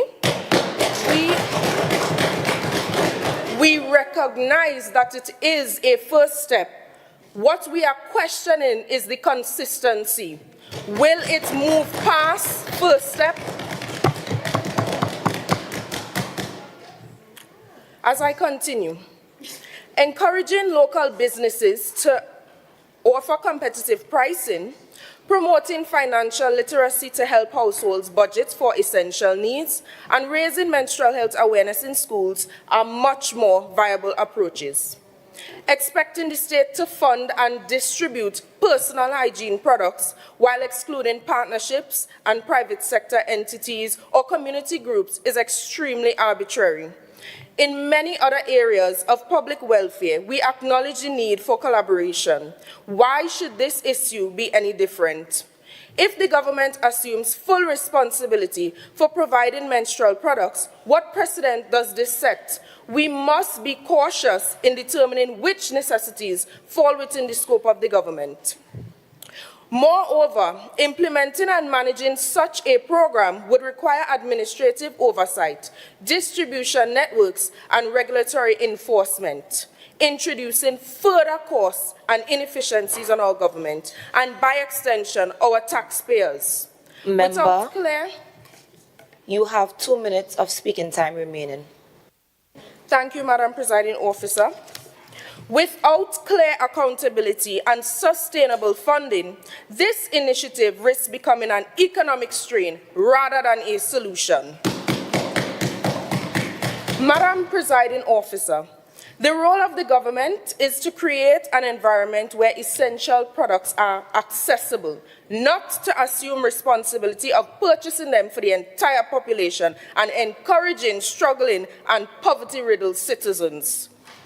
I have listened to my colleagues stress that both poverty and period poverty can be addressed concurrently, or in their words, you can walk and chew at the same time. I am here to caution you that you will choke. Take care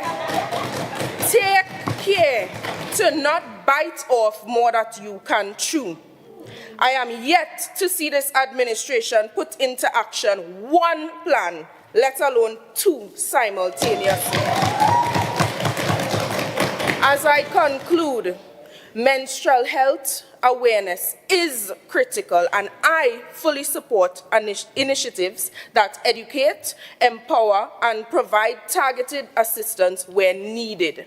However, a plan that places entire financial and logistical responsibility on the government without considering partnerships or individual responsibility is simply not sustainable. We must foster a culture of self-reliance rather than dependency on government provisions. I thank you. Councillor G.L. Charles, you may now join the debate.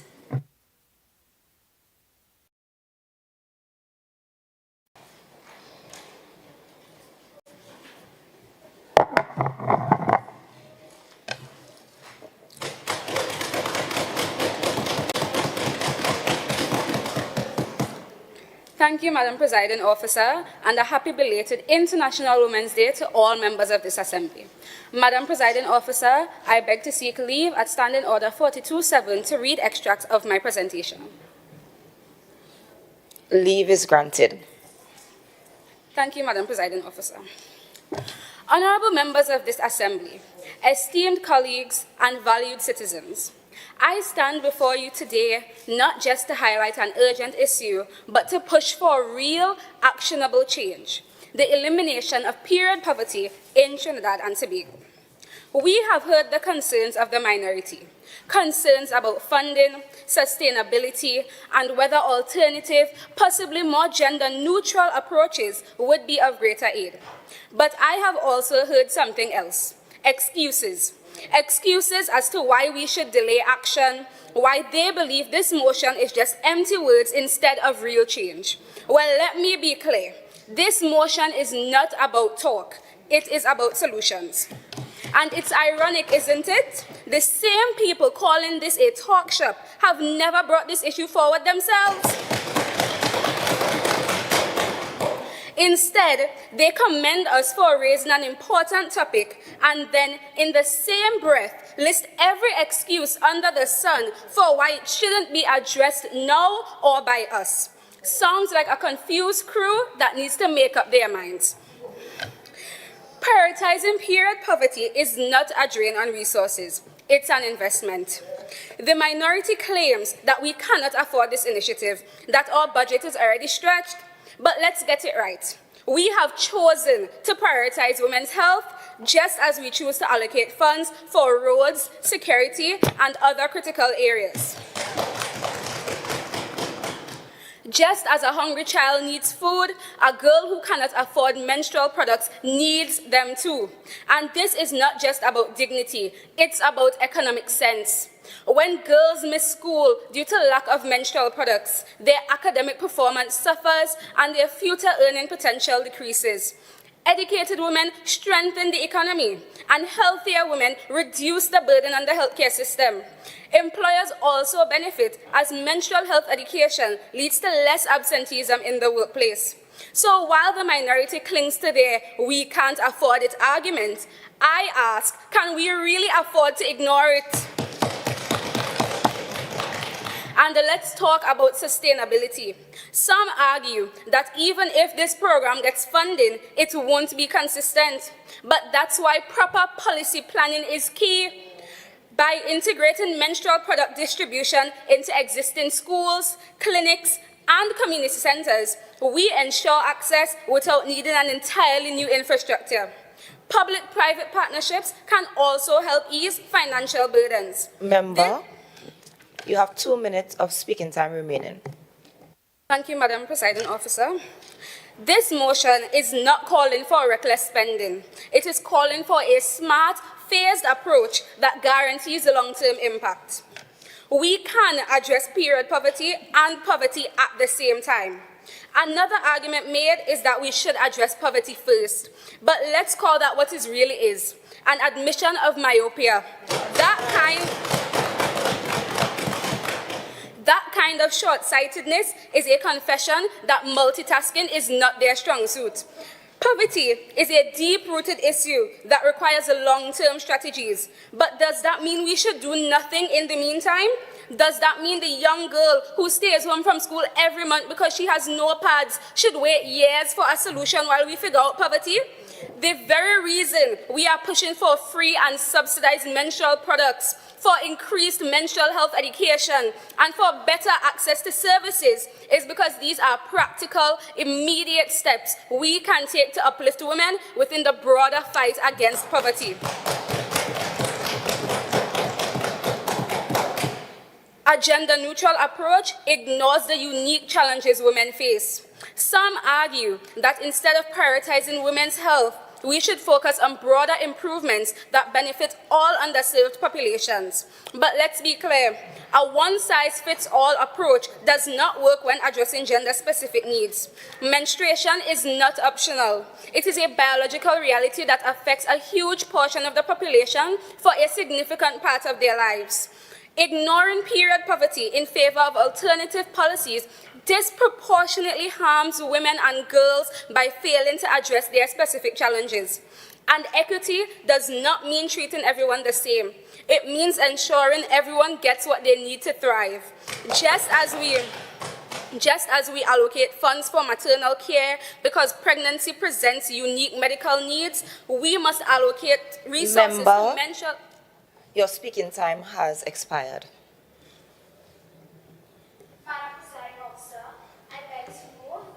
An additional 2 minutes be given to the member to finish her presentation. Honorable members, the question put is that additional speaking time be given to the member of 2 minutes so that she can finish her speech. All in favor say aye. Aye. All against say nay. The ayes have it. Member, you may continue. We must allocate resources to menstrual health because period poverty prevents unique barriers to education, employment, and well-being. The time for action is now. This assembly has a responsibility to act, not just acknowledge the issue, but implement real solutions. We can no longer allow financial excuses, fears of sustainability, or misguided notions of neutrality to prevent us from addressing period poverty head-on. We have chosen to make women's health a priority, and we stand by that choice. This motion is not just about giving out pads. It's about dignity, equality, and opportunity.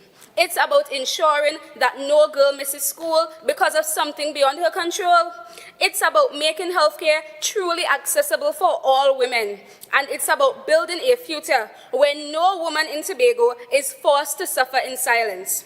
To those still hesitating, I say this: either stand with us in progress or step aside and watch it happen without you. Thank you.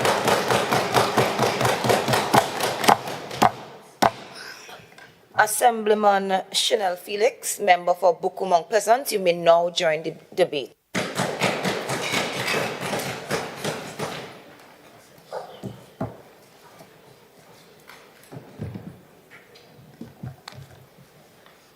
Thank you, Madam Presiding Officer.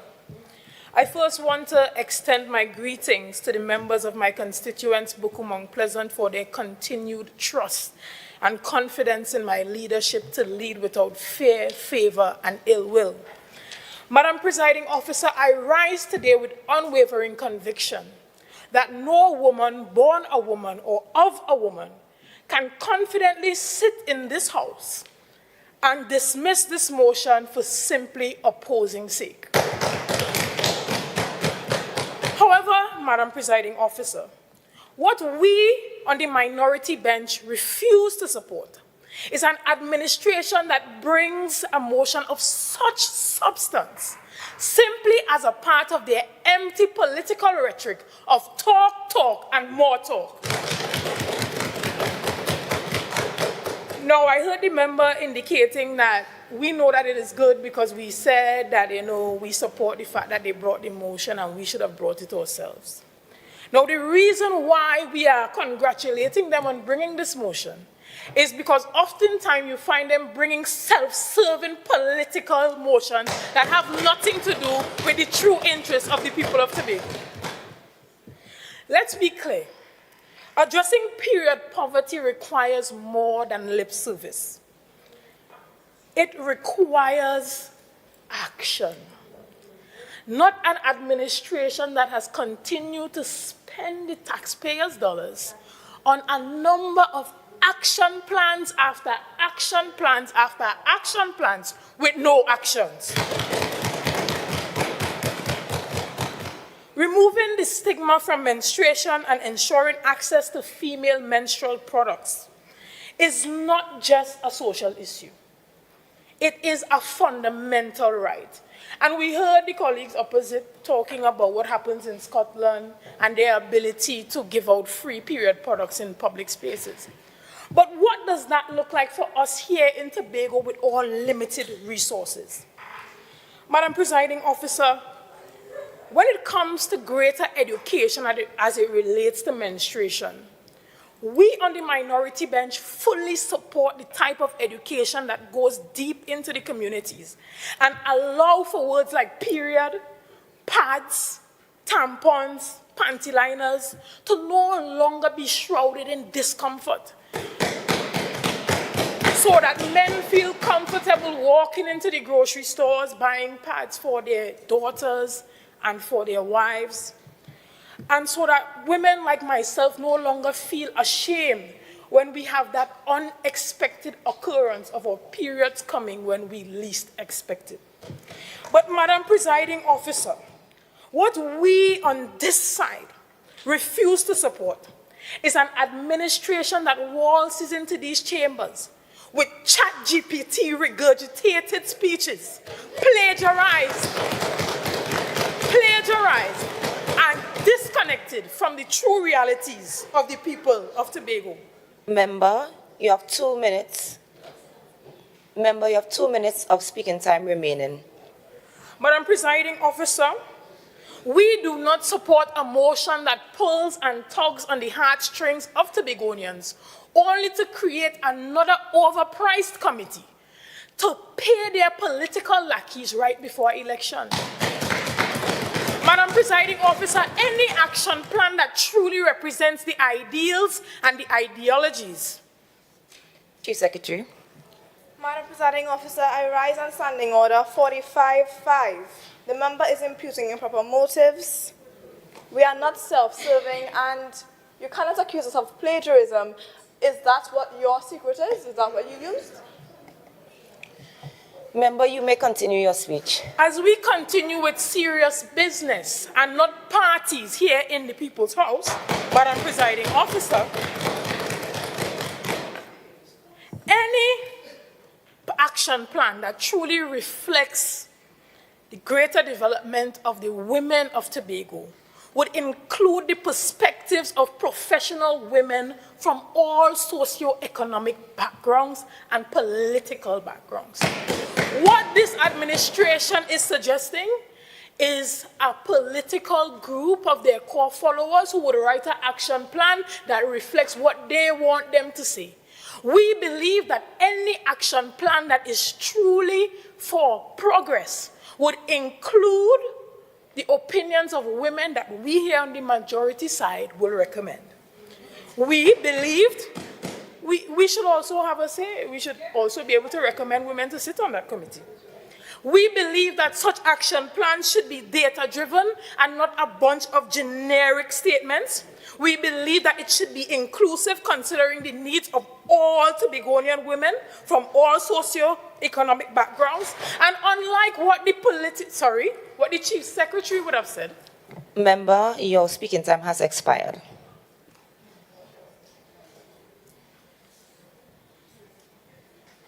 Madam Presiding Officer, I beg that the member has an additional 2 minutes of speaking time so that they can continue their presentation. Honorable members, the question proposed is that additional speaking time be given so that the member can finish her presentation. All in favor say aye. Aye. All against say nay. The ayes have it. Member, you may continue. Madam Presiding Officer, this action plan should be practical in its resource allocation, leveraging both public and private partnerships, proper and substantial NGO collaborations, and community engagement for long-term viability. Yet in their presentations, I've heard the Chief Secretary stating that they are unable to fully place their confidence in NGOs, and this is why they have to take such an approach of putting so much of Tobagonians' money into this. Now, again, this is the micromanaging of this administration. Why not empower these groups to do what it is that they have already started? They have not proposed any creative solutions, such as utilizing local creatives to have campaigns such as women need pads just as men need toilet paper. Nothing like that. Not even a single mention of the practical way that this can be inputted into the THA budget by adding a line item under sanitation. Madam Presiding Officer, it is clear that this administration is void of ideas. No wonder they have not come up with any innovative solutions, such as partnering with private or small businesses to have vending machines that offer mini-size versions of these products at an affordable cost at these public spaces. Instead, they want to take all the money and give people pad for free. Innovation is needed. Critical thinking is needed. And Madam Presiding Officer, as I close, I stand at a moral crossroad.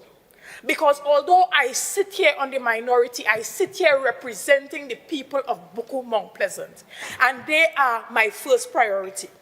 Though I want to support this motion because its intention is good, I cannot sit here and endorse performative politics when this administration refuses to take into consideration the key recommendations made by this minority. Thank you, Madam President.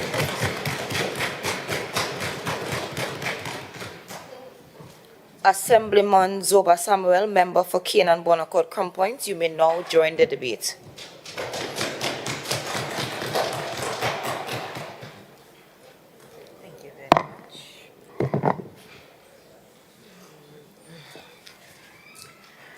Good morning, Madam Presiding Officer, honorable members of the House. I seek leave to stand on Order 42.7. Leave is granted. Thank you, Madam Presiding Officer. I want to start with my goodly colleague, the minority leader, who mentioned a monthly hamper drive. Hope I got it correct. And I believe that is what they are describing our intent, or interest rather, to raise the awareness and solve this underrated women's menstrual health issue, which can lower other plaguing issues such as cervical cancer, just to name the biggest elephant in the room. I know and I can see clearly that you're very good with statistics. So I'm going to ask kindly in your own spare time that you can look up the statistics on polycystic ovarian syndrome affecting women in Trinidad and Tobago, especially Tobago, and cervical cancer. And then you may be able to see how many women are being affected by these plaguing health issues due to a lack of menstrual health awareness and support.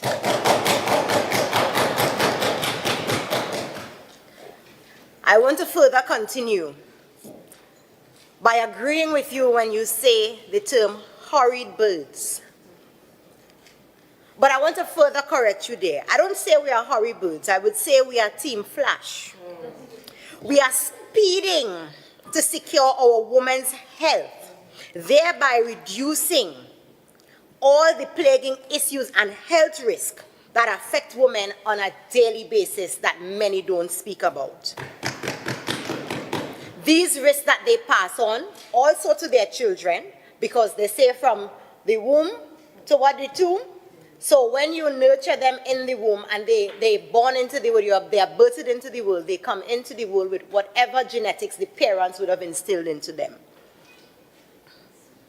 We are further speeding to remove all those illegal pharmaceuticals that are entering our country that are creating more harm than good. I didn't hear the minority speaking on that, eh?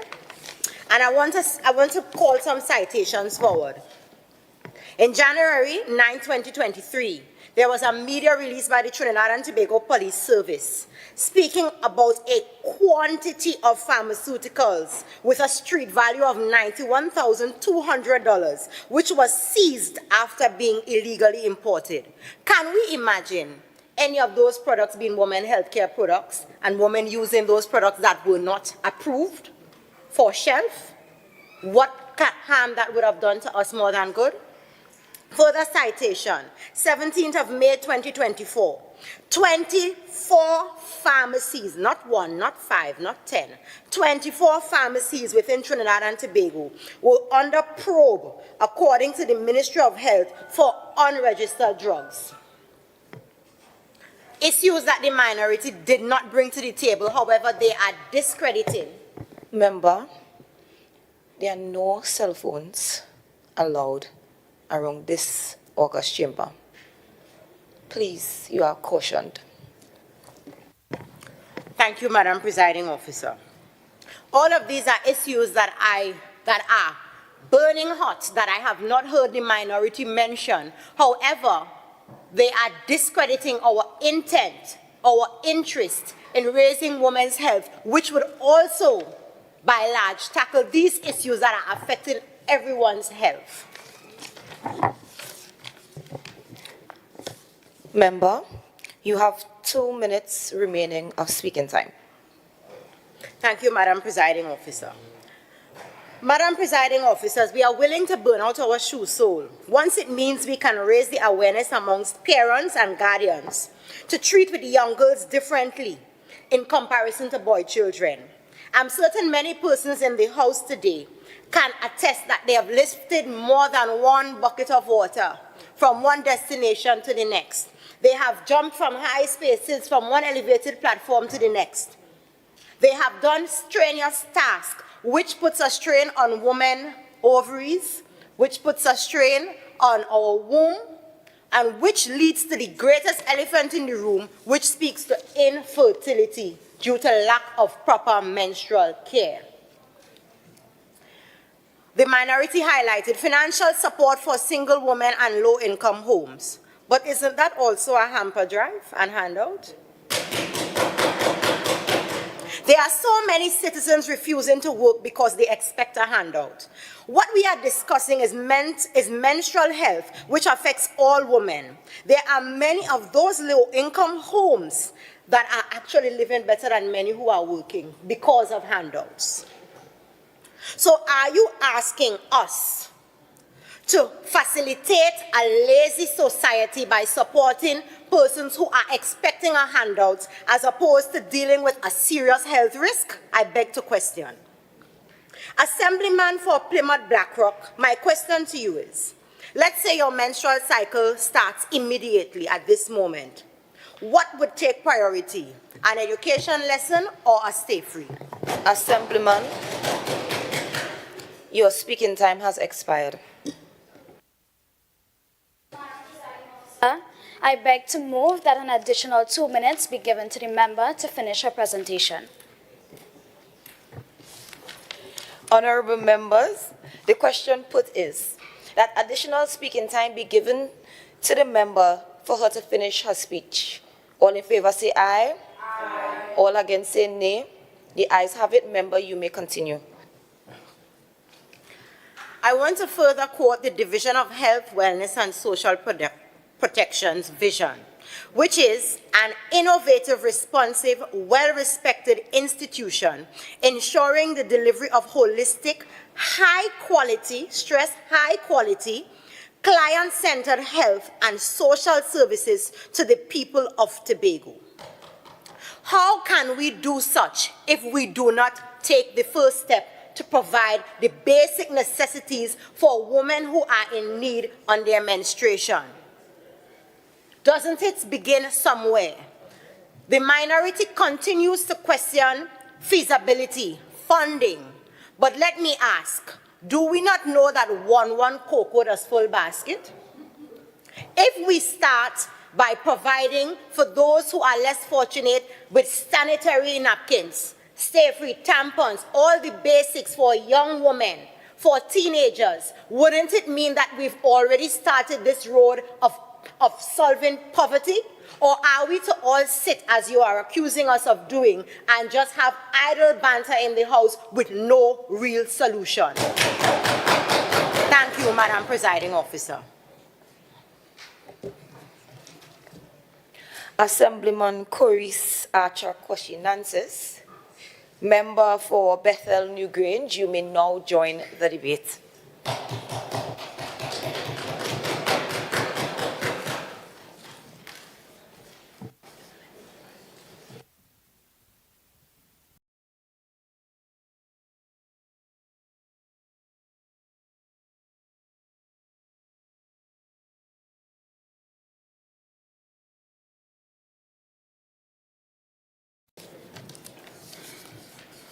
Thank you, Madam Presiding Officer, and a pleasant afternoon to you, the esteemed members of this Assembly and the viewing public here in this House and online. It is a profound privilege for me to join this special International Women's Day debate. But before I proceed with my contribution, Madam Presiding Officer, I seek leave as of Standing Order 42-7. Leave is granted. Thank you, Madam Presiding Officer. I stand this afternoon not only as the proud representative of and for the constituents of Bethel Newgrange, but as a long-standing champion and advocate for period poverty and women's health awareness. You see, I have lived the misinformation aspect of period poverty, and it severely impacted my formative years. Unfortunately, the cultural misconception that period pain is a normal thing and a rite of passage for girls and women caused me to suffer in silence for years, until a diagnosis at the age of 20. So as a living testimony whose experience birthed Fibroid Awareness TT, a national advocacy and awareness foundation, and as a living testimony who has raised the funds and volunteered time and resources going into schools and communities, it truly pains my heart to have had to endure this morning's incessant ramblings from those on the other side. I listened keenly to their attempts to discredit this motion and our efforts as a government for all sorts of reasons. And I have come to the conclusion that wisdom does not reside on the other side. It seems as though confusion instead has entrenched itself as a strongman, and they are now the very weapons formed against themselves and women and girls of Tobago. Madam Presiding Officer, those opposite all stood in this House and either claimed or professed support for women and girls. Some even commended the motion and its intent. Yet from those very lips, they expounded excuse after excuse, including wanting equal pay and not hampers, as I heard earlier. I have to agree with Councillor James. They appear to be a very confused bunch. I caution the minority. The Holy Word admonishes that blessing and cursing ought not to come from the same lips. And you see, those who claim that they have not seen a single plan, they need to get an ophthalmologist quick.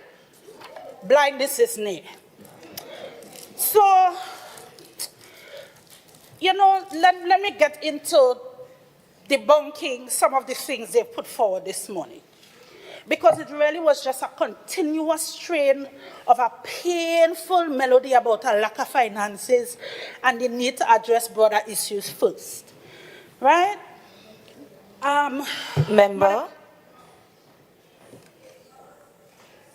you have 2 minutes of speaking time remaining. Thank you. So the minority is against this motion on the premise that broader issues must be first addressed. This is actually their admission that they can't juggle two things at the same time. This is them saying that one cannot use a fully functional bathroom because the kitchen leaking somewhere. To those opposite, I encourage you to look up the word multitasking. If you're not capable, stay on the side. Madam Presiding Officer, another argument they parroted is that resources are limited. So we can't afford this, and we should not simply provide free products. This is not a motion about pads.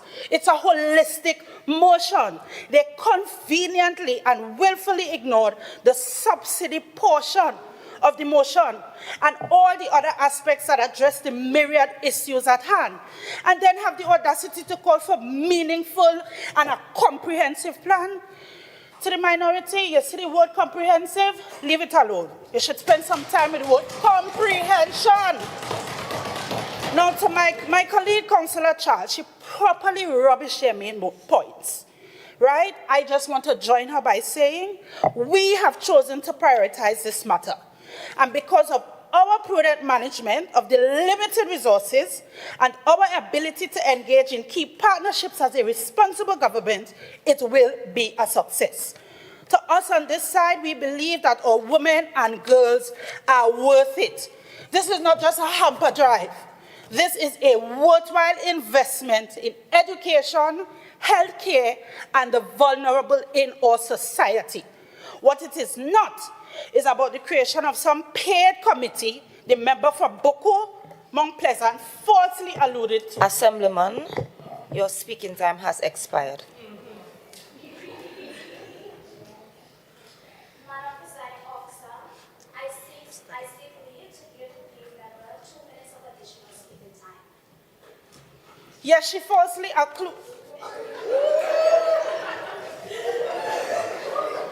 Member, I understand your enthusiasm. However, I am on my feet. Honorable members, the question put is that additional speaking time be given to allow the member 2 minutes speaking time to continue her speech.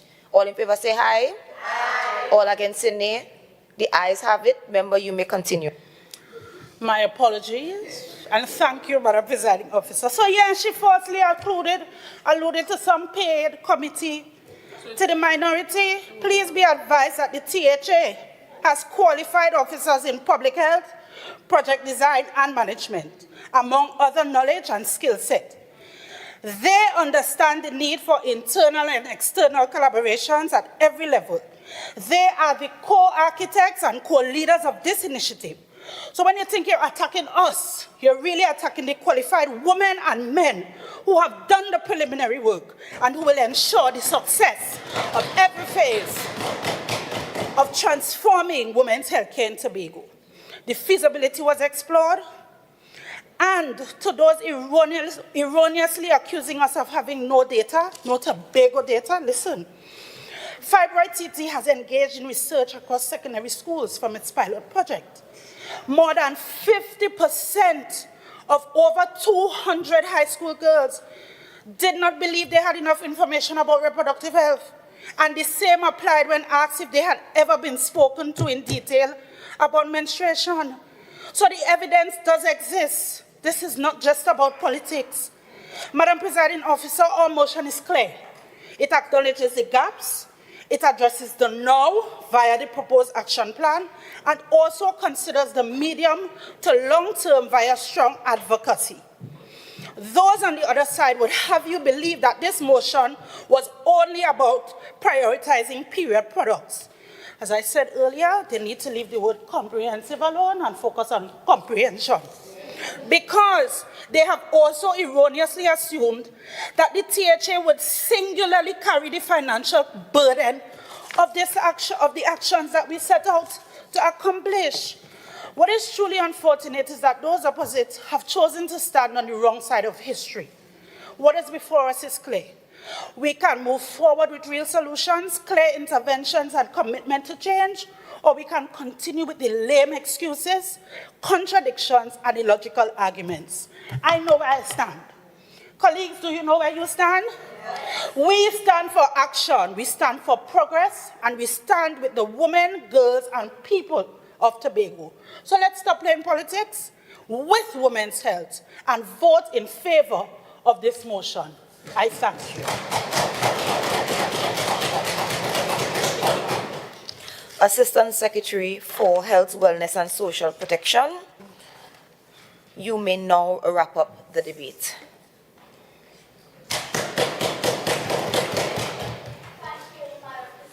Officer, as somebody who is in love with theater and in love with the arts, I give the minority 10 across the board. That was a performance.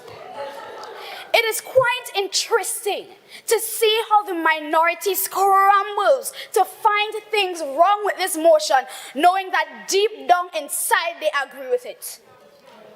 Madam Presiding Officer, as our minority councillor, Ms. Rennie McPherson, pointed out, there's really and truly no government funding when it comes to period poverty within our schools, which is the whole point of the motion, that we as a THA need to address these gaps that are visible, which probably unknowingly to the minority councillor was confirmed. To the member of Signal Hill, Patience Hill, who said that we cannot walk and chew at the same time and that perhaps we may choke. It seems to me like you are protruding your own insecurities and failures on an administration that has done more than you would ever imagine to do while in office. If you do not believe it cannot be done, I recommend that you sit down, sit back, and watch us do it. Now, one of the key arguments that was raised by the minority is the lack of funding. Really and truly, we're really on a tight budget. Nobody is denying that. But I have but one question. Whose fault is that? This is not ours. I suggest that you all try to fix that. Madam Presiding Officer, allow me to clarify and reaffirm our position as an administration that period poverty is in fact an issue that we need to deal with. Our administration has learned how to take little and make it last and give the best that we can. That is an administrative miracle. We will stretch every dollar and deliver to the people. And that includes our women and girls who are the heart and soul of our society. Without them, there's no future. So the investment is worth it.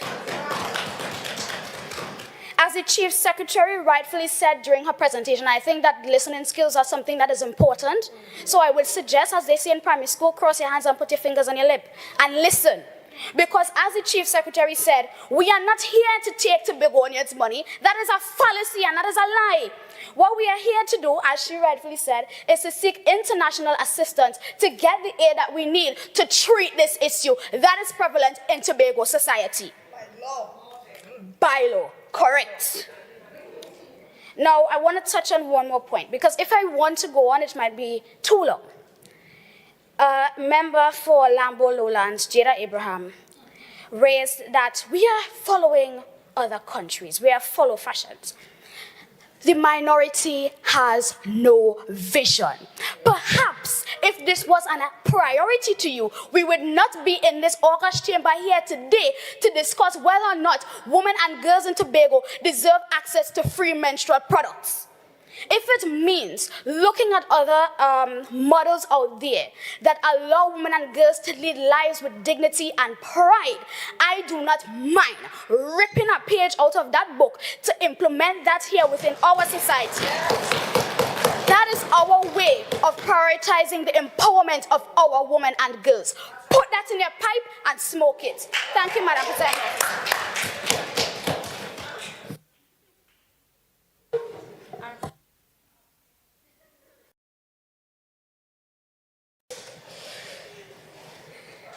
Honorable members, the question put is, whereas International Women's Day highlights the right to quality healthcare for all women and girls, whereas gaps persist in Tobago's healthcare services, particularly in menstrual health, maternal care, reproductive health, mental health, and accessibilities, whereas challenges such as period poverty, inadequate postpartum support, limited contraception access, insufficient mental health resources, hinder women's well-being, and be it resolved that this assembly acknowledges the urgency of addressing these gaps and commit to advocating for policies that prioritize women's health. Be it further resolved that this assembly agrees to the creation of a comprehensive women's health action plan to provide free or subsidized menstrual products, strengthen menstrual health care education, expand postpartum and maternal health care services, improved access to contraception and sexual health services, increase mental health resources for women and girls, and strengthen rural healthcare infrastructure to ensure equitable access.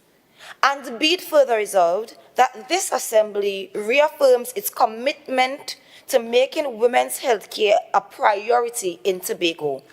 All in favor say aye. Aye. All against say nay. The ayes have it. The motion is carried.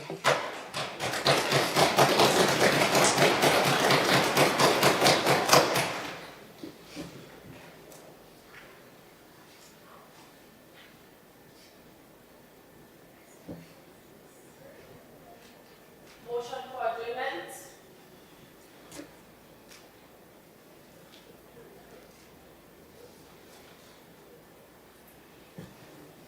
Assistant Secretary for Health. Thank you, Madam Presiding Officer. I beg to move that this House stands adjourned to date to be fixed. Honorable members, the question put is that this House stands adjourned for a date to be fixed. All in favor say aye. Aye. All against say nay. No. The ayes have it. This House now stands adjourned for a date to be fixed.